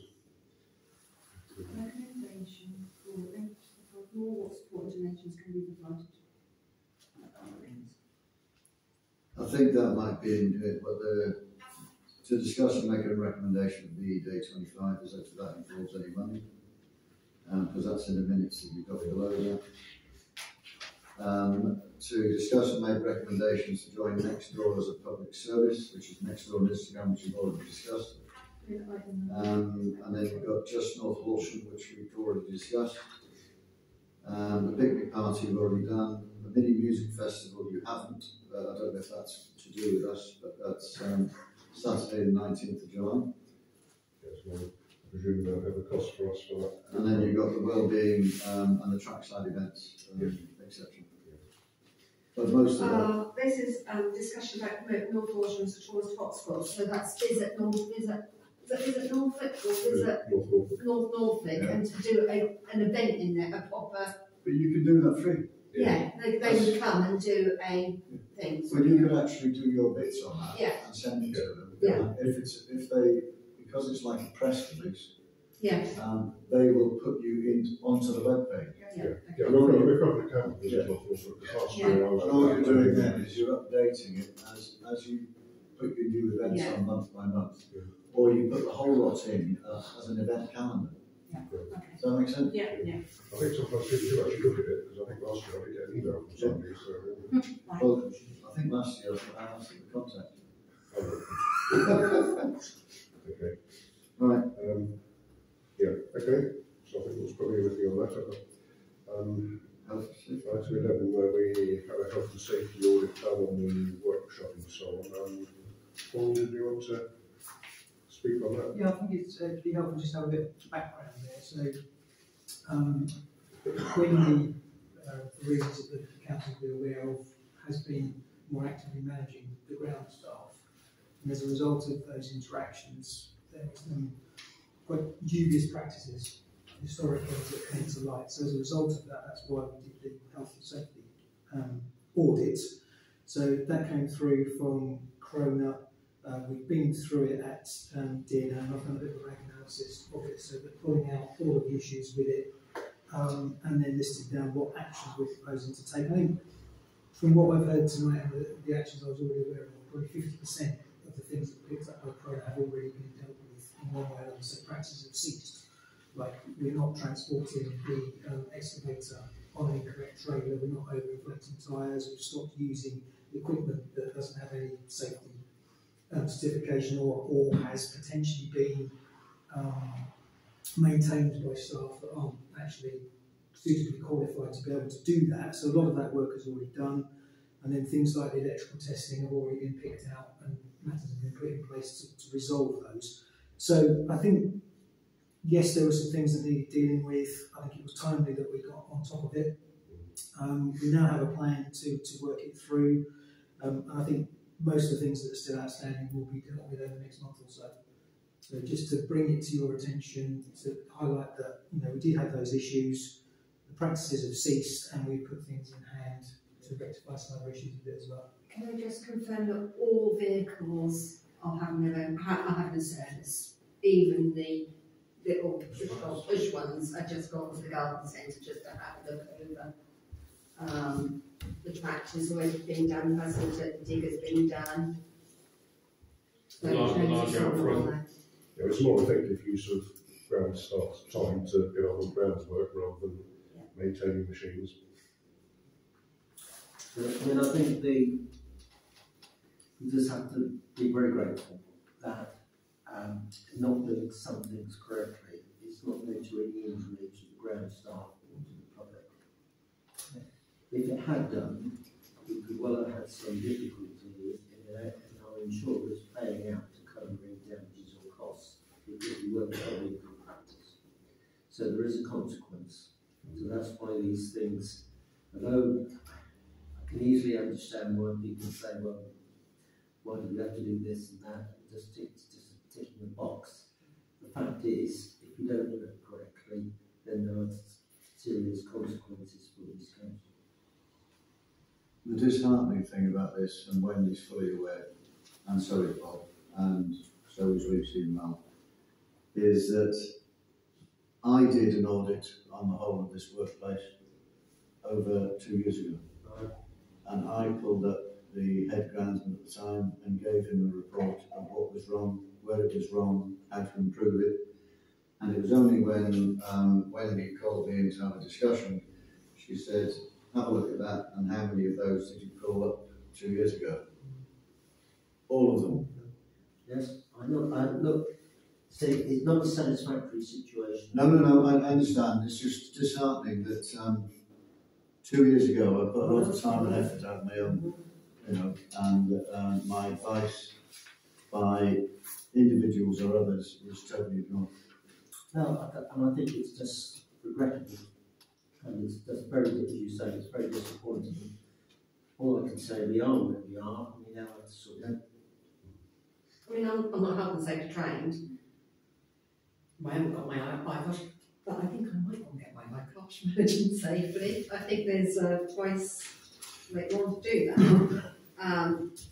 But I just know the difference between what should be done and shouldn't be done with safety data sheets. A lot of people are qualified in competence and safety because no one person's going to be everywhere at once. I do know that. Thank you for the board and thank you for all the actions that have been taken place. Thank you, James. Next item is similar sort of report on the financial action plan. Yes. A meeting did take place on January the 7th of either an enlarged finance committee or a sort of Well, it wasn't ad hoc because it was approved by the full council in December. So the finalised text of the auditor's recommendations and a programme of action is what's been sent out to you in the papers. Clearly, if you've got any queries, we will do our best to answer them. There are two things which, as we move down the agenda, we need approval from. The first one is to agree to contracting out on externalising the payroll, which is number 25 on the audit list. The committee was unanimously supportive of this, and we also believe, given some of the challenges or difficulties that we've had at times with payroll calculations, that this is what should happen. The costings are in the papers, so you can see them. But tied in with this is the next item, which is to agree an external pensions analysis to by the Norfolk Association of Local Councils. We did, to understand this, we went below the line because we had to talk about how it came about and how the individual explained to us how it was picked up and how this pension contribution was or was not calculated. In essence, the issue is that for some time, a period we don't know yet, when local government staff go up the pay scales, they pay slightly bigger pension contributions. That wasn't happening. There was nothing wrong with the contributions that we as an employer were making. It was just the calculations of the contributions that the staff should be making. It has now been stopped, so in this financial year, the correct calculations are now being made. So there was no further liability. Yeah, since January. Since January. How much of a financial liability there is, how far we've got to go back, how many staff members are the current or previous and not had the correct deductions we made, we can't quantify at the moment. That's why we want somebody to look into us. There is probably, I'm using my memory here, probably about 7 or 8 people that may or may not be affected when I think back at previous clerks and officers. We don't know how long we've got to go back. So we can't quantify the sum of money that's potentially involved. It might be quite small, it could be quite large, but it's serious. And it's for that reason that there's a recommendation that we go to the Norfolk Association of Local Councillors to assist us, and in order to protect the council's financial position, so we're not spending the money on something else, that we put into a reserve of £100,000.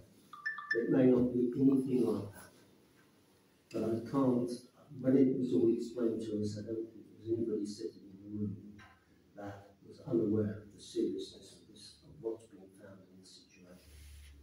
So unless I've got factually ready any of that incorrect, I move all that through. Because there might be a case of compensation and interest, you know, but we haven't met our HMRC obligations because when you pay your pension, it's tax-free. You pay your pension bit on that before you pay tax. So we have those HMRC problems. I mean, I could personally work all day. I just don't think I should. I think it should be passed to somebody else. I mean, I've done payroll and pensions for 1,000 people. The only thing is, we've said no. Norfolk Alp have got a problem at the moment because they don't have anybody in finance to do that, because they're now advertising somebody for the finance officer. So we have got the wages will come from April, so hopefully they've got somebody in place to do that. But to do all this pensions thing, we did think that now could do it, and they have offered it, but I'm a bit worried that they might not have people to do it at the moment unless we wait until they can I don't know whether we should go to another payroll provider who could look at that, and I have got some names which I've got off my community clerks networking group, or whether we wait and use now Norfolk Alp. They do understand the pension scheme, or we might even be able to go to Norfolk Pension Scheme themselves, and they may be able to help us out. Norfolk Pension Fund. Just for clarity, did you say that the employers' contributions were correct? Yes. Right. Because they're the same, they're 22, 23, 24 percentage. So It's the the percentage. The percentage paid by the council as an employer is up to date and it's correct? Yes. So it's whoever was taking the calculation of the individuals in regards to the pay scale has not kept up to date with what the individual should pay. Can I just explain? I'll just explain. It was when I first started, okay, and obviously I'm the clerk, so I'm top wage. And when I had my pay slip, I got it and I said, my pension contribution isn't right. So, for instance, I should be paying, like, for instance, 7%. And it starts at 5% and I should be paying 7%.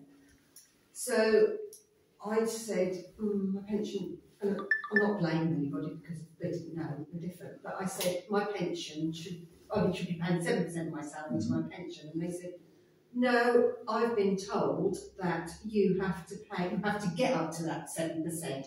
So say you earn 50,000, you pay 70%.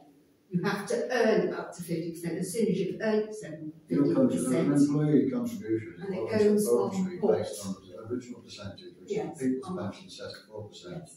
And if you then decide you want to put 16% in, that's entirely up to you as the employee.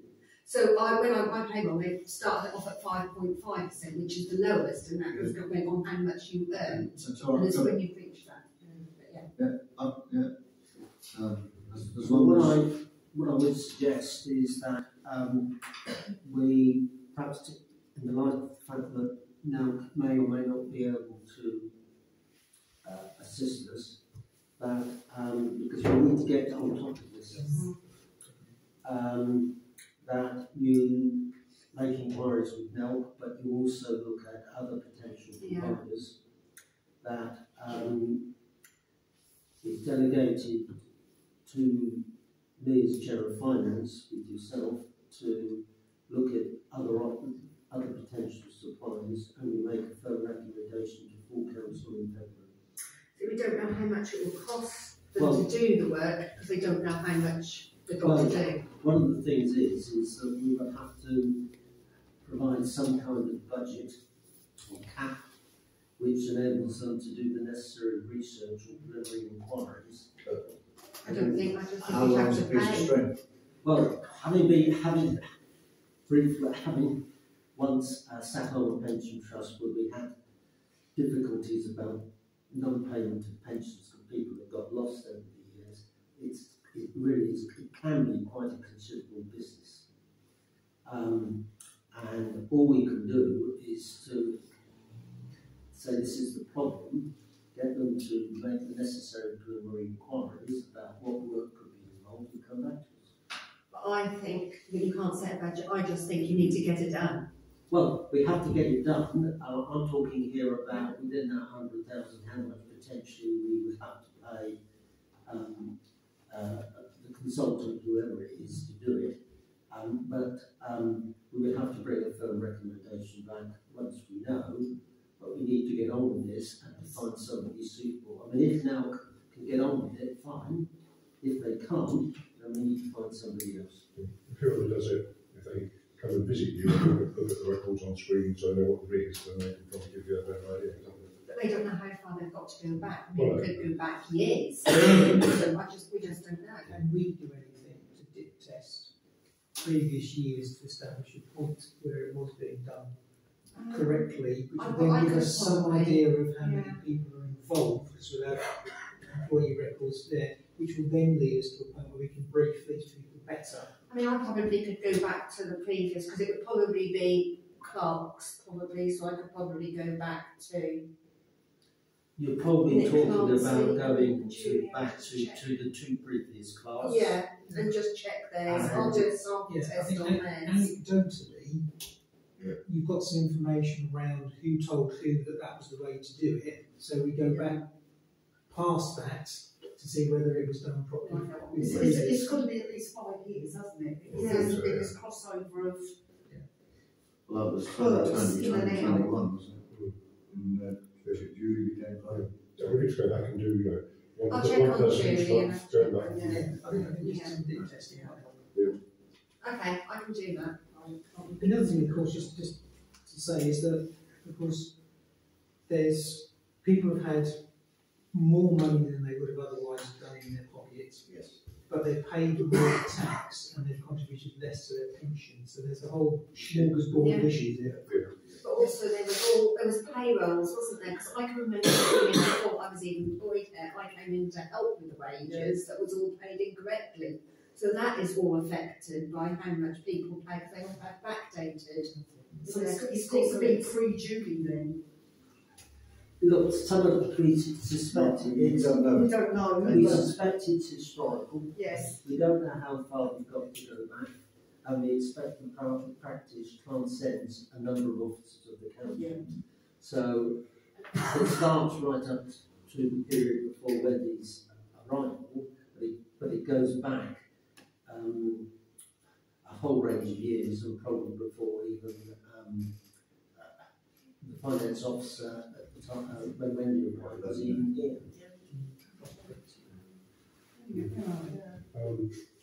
So do you want to agree?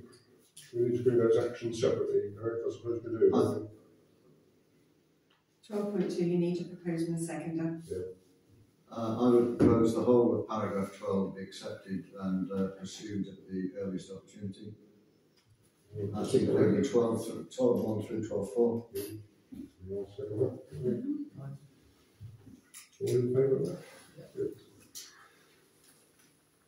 Item 15 is the memorandum of understanding for the park charity. Do you want me to explain that? Please, if you would. So it's just so that we can, when we report to the Charity Commission, we can report a zero figure, because at the moment we are double accounting. So we report our figures to the charity, and we also report them in our AGAR. So we're going to have a different council package, and we report a zero figure to the charity and keep all the money within our bank account. If that simplifies the whole process, then yes, then why not? And that's what Eleanor from Do the Numbers eminently do. If you would pass that to the Charities Commission to get their confirmation of that. Okay. Yes, I would say yes. Can I just say, just bearing in mind we're coming up to 2 hours. No flies on me. While we're at that point, can we just propose that? For that, oh yes, yeah, I propose that. Paragraph 30. Proposal. Who seconded it? All time. Wendy. Okay. Penny and me. Right. So while that's it, can we agree to go beyond the 2 hours? Yes. Okay. Propose. Clause that is. So we propose to go just over the second, over the 2 hours? Yeah. All happy? Yeah. Thank you. Can I just ask then, can we propose to amend the standing orders to stay 2.5 hours while we've got all the problem? Before you go there, it's not an agenda item, but I think I'll bring it up. we'd have to go into the rules and regulations as laid down by the ALC before you can do that. We can always extend anyway. I'll bring it up. So the next item is amending or proposal to amend the quorum for DNA and finance meetings.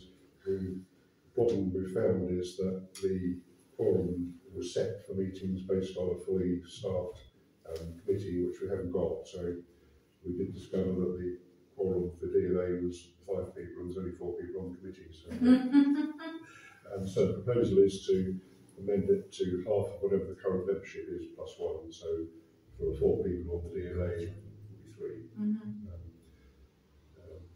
So it's sort of reflecting reality.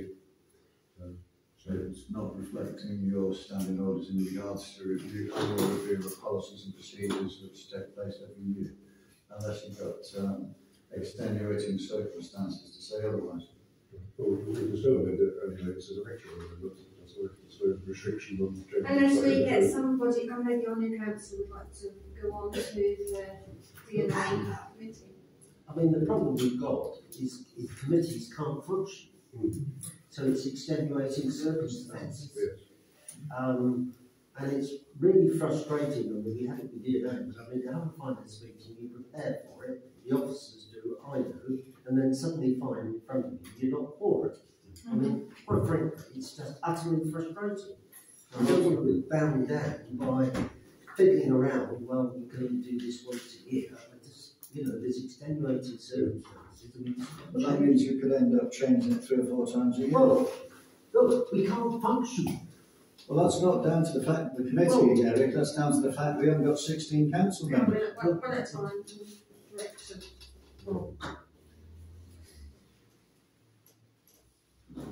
Well, we still haven't.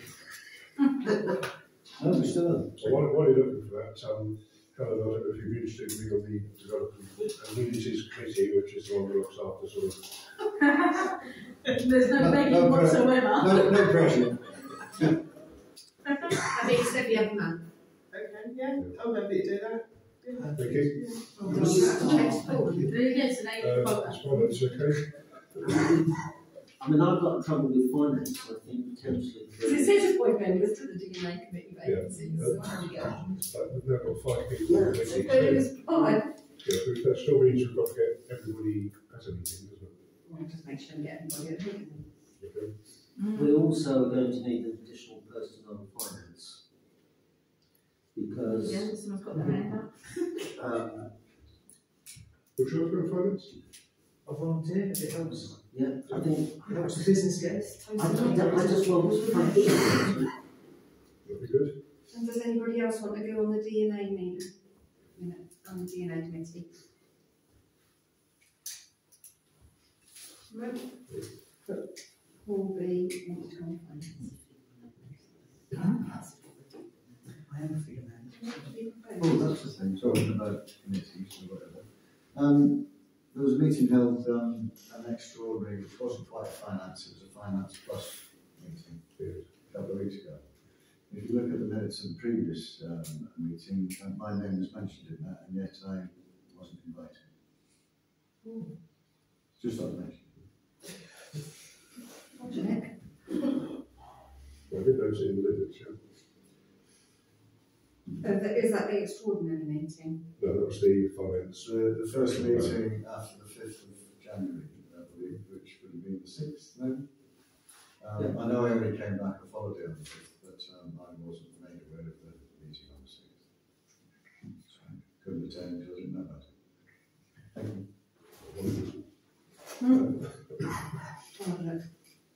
I mean, the minute which said that Steve should be on that committee is correct. Oh, I did check. I did check. But anyway, just move into it. Oh, leave. Thank you. Oh, I see. Sorry. Okay, so we need to propose. Yeah, propose Bob, second. Penny, and that's for Helen. And propose for Paul Brand. Eric, second. Right.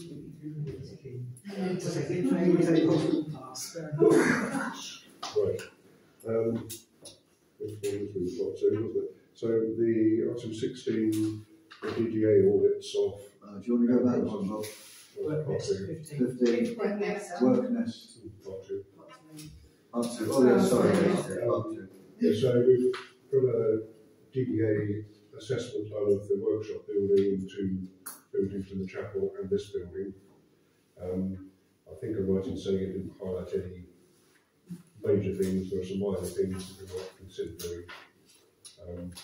So I don't know whether that needs to go to DNA to think about those different things. So you're basically writing and signing these by one. Yes, yeah.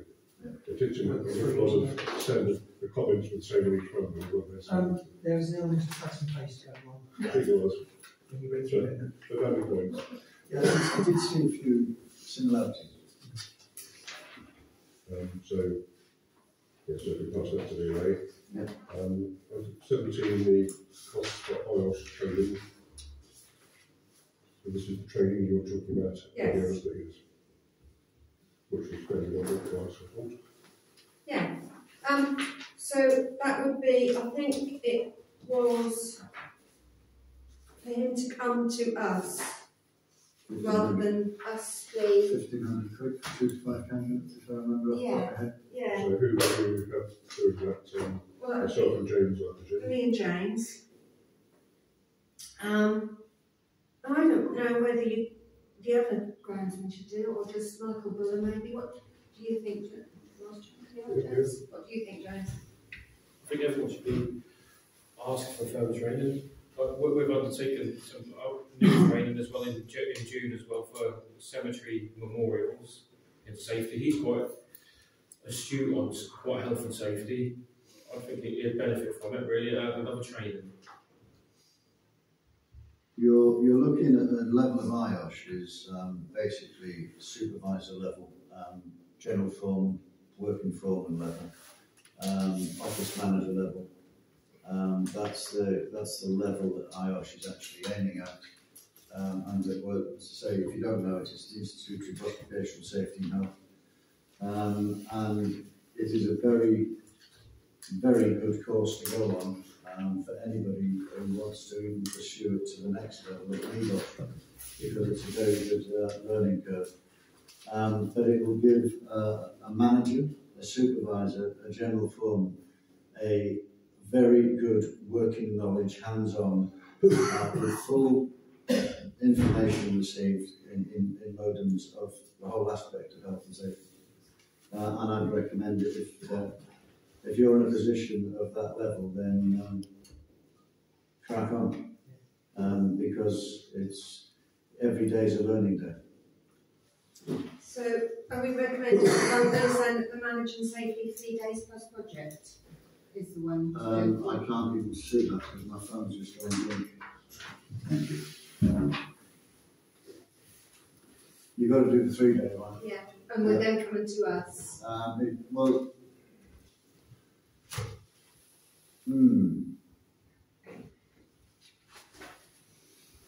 Just to say, he is local, he's doing something for Sheringham Town Council at the moment, and he has done. Yes, but is that's what he's charging me, 2 to 5 candidates at 1,500. Yeah. For 3 days. For 3 days. Is that 1,500 per candidate? No, it's 1,500. All it says is 2 to 5 delegates. Yeah. So you can have 2 to 5 people in the group. Yeah. And if you've got people, in that case, if you're going to go for that cost of expense, you need to find people that you think would benefit of taking this one. Otherwise, you've got the IOSH managing safely 3 to 4 days, which is at the training centre, depending on the size of the group and experience, which is £350 per person. But if there's only 2 of you, that's a £700 outlay compared to a £1,500. So that's what you've got to weigh up. Right.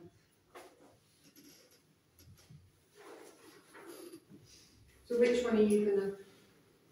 If you've only got 2 managers, you think, it's not, sorry, if you've only got 2 people of that level of general foreman, supervisor, manager level, or even 3, even if you had 3 people, that's at 350 quid, that's 1,050 plus that compared to 1,500.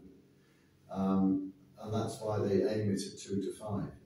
Now, the other way you could play it is maybe get in contact with another nearby council and say, if you've got any people you can put in, then you're going to get your 5 candidates, and then you then pay pro rata. Yeah. Okay. Does that make sense? Yeah, it does make sense, because Sheringham now. Okay, so can I do that then?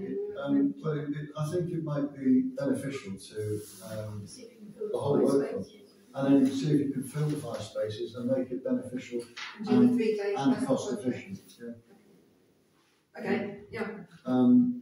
Just see if you can, if there's no interest, then you have to put the names that you want to put forward to, but that means both of you will be absent at the same time, probably. Me and Joe. Yeah. So, but you'd be absent from the workplace anyway, because if it's a 3-day course, Yeah. it's 3 full days. Yeah. And then you've got your project bits after it. So, you can then come back if you can make up a team or someone else, bring it back to next meeting. Or... Yeah. Okay. But that's what, if you can get maybe 2 from another council, you've got Yeah. at least four people on seats, and then you've got more cost efficiency. Okay, Thank you. Item 18 is planning applications, which are now part of our agenda. Obviously, the big one there is the Mumsley Road one, which we're going to have a separate meeting about on the 5th of February. And there is a public meeting this Saturday. Yes. That's it, and there's also, I've got loads and loads of plans and all sorts. So we've got a public meeting in here on Monday between the hours of 10 to 2, Open Day, between 10 to 2. The public meeting on Saturday at the theatre room at the Black Swan. That's the 3rd, isn't it? No, that's the first.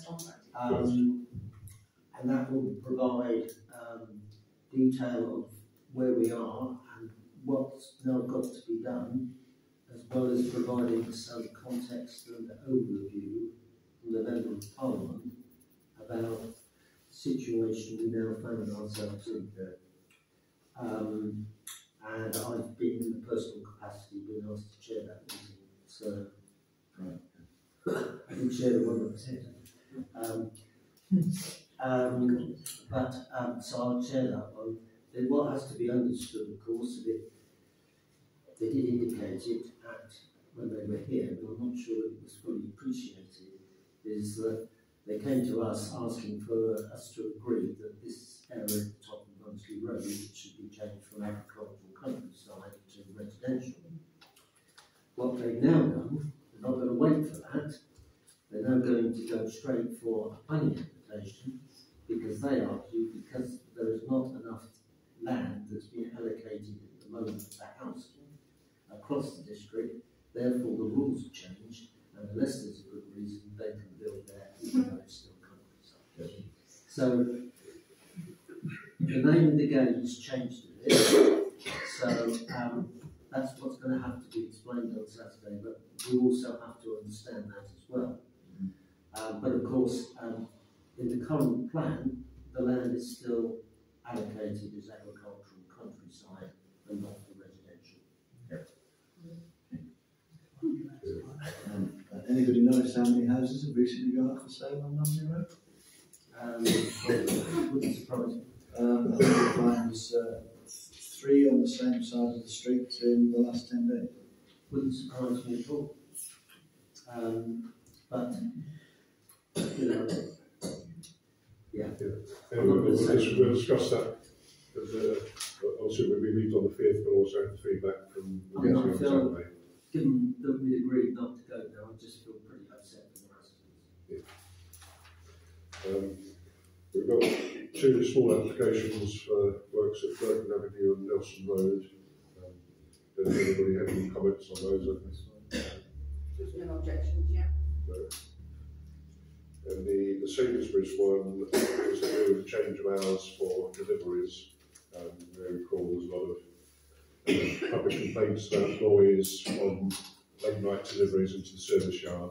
We've now changed their application, so it's just changing the start time from 8 in the morning to 7 in the morning on Sundays, I think. That's not because Lucy not called that individual anything. I'm not sure. I think she has. Well, I mean, what wasn't asked of Lucy tonight was, given that this is quite kind out by Sainsbury's, so where they were, they were deliveries in there from 6 in the morning till 11 o'clock at night. So it's quite kind down that the environmental health officers at the district might well have raised concerns, so that might have helped. I think that's why they changed it to 7, Eric, because even on a major construction project, you're not allowed to have the machinery fire up before 7 AM. Correct. So we might be in a situation where we've got the best we're going to get. if I was living opposite, I would still be a bit upset that it's 7 rather than 8, but it's a lot better than what it was. My suggestion, but let's see what others think, is that we note the improvement in the times, but if the environmental health officers still have concerns, then about the extended opening period, then we will maintain our objection. Again, it would fall under noise monitoring. Oh no, With the EHR. In that part of 10, there's a history of environmental health officers out to monitor noise, I can tell you. Yeah. So we captured that comment. Yeah. Yeah. We need the votes on that. Okay. We're in agreement with that, yeah. Right, so the last item is items on the next agenda. There were some items on the last meeting that we didn't pick up today to do the owl and the solar lights in the office and So the solar light is just outside, so I've tried to contact mine and he's been off, so I haven't had a response from him. Yeah. The owl, I mean, I've got my video going up there, but we will be live streaming, as recommended by Paul Heinrich, so I think that we should have an owl to live stream. That was what was Paul Heinrich put across, and that is the best thing to do that. That's what we use at Coding, that's what we use at District. we can bring that to put it on next agenda. On next one. Date of a plan was the other one, which we mustn't Oh yes. let slip away. Okay. Anything else for the next one? If you think of anything, let me know anyway. Okay, with that then I'll stay on that one. That's the end of the public part of the meeting, so I shall have to ask you to leave now. But thank you for coming. Thank you for coming your way. Thank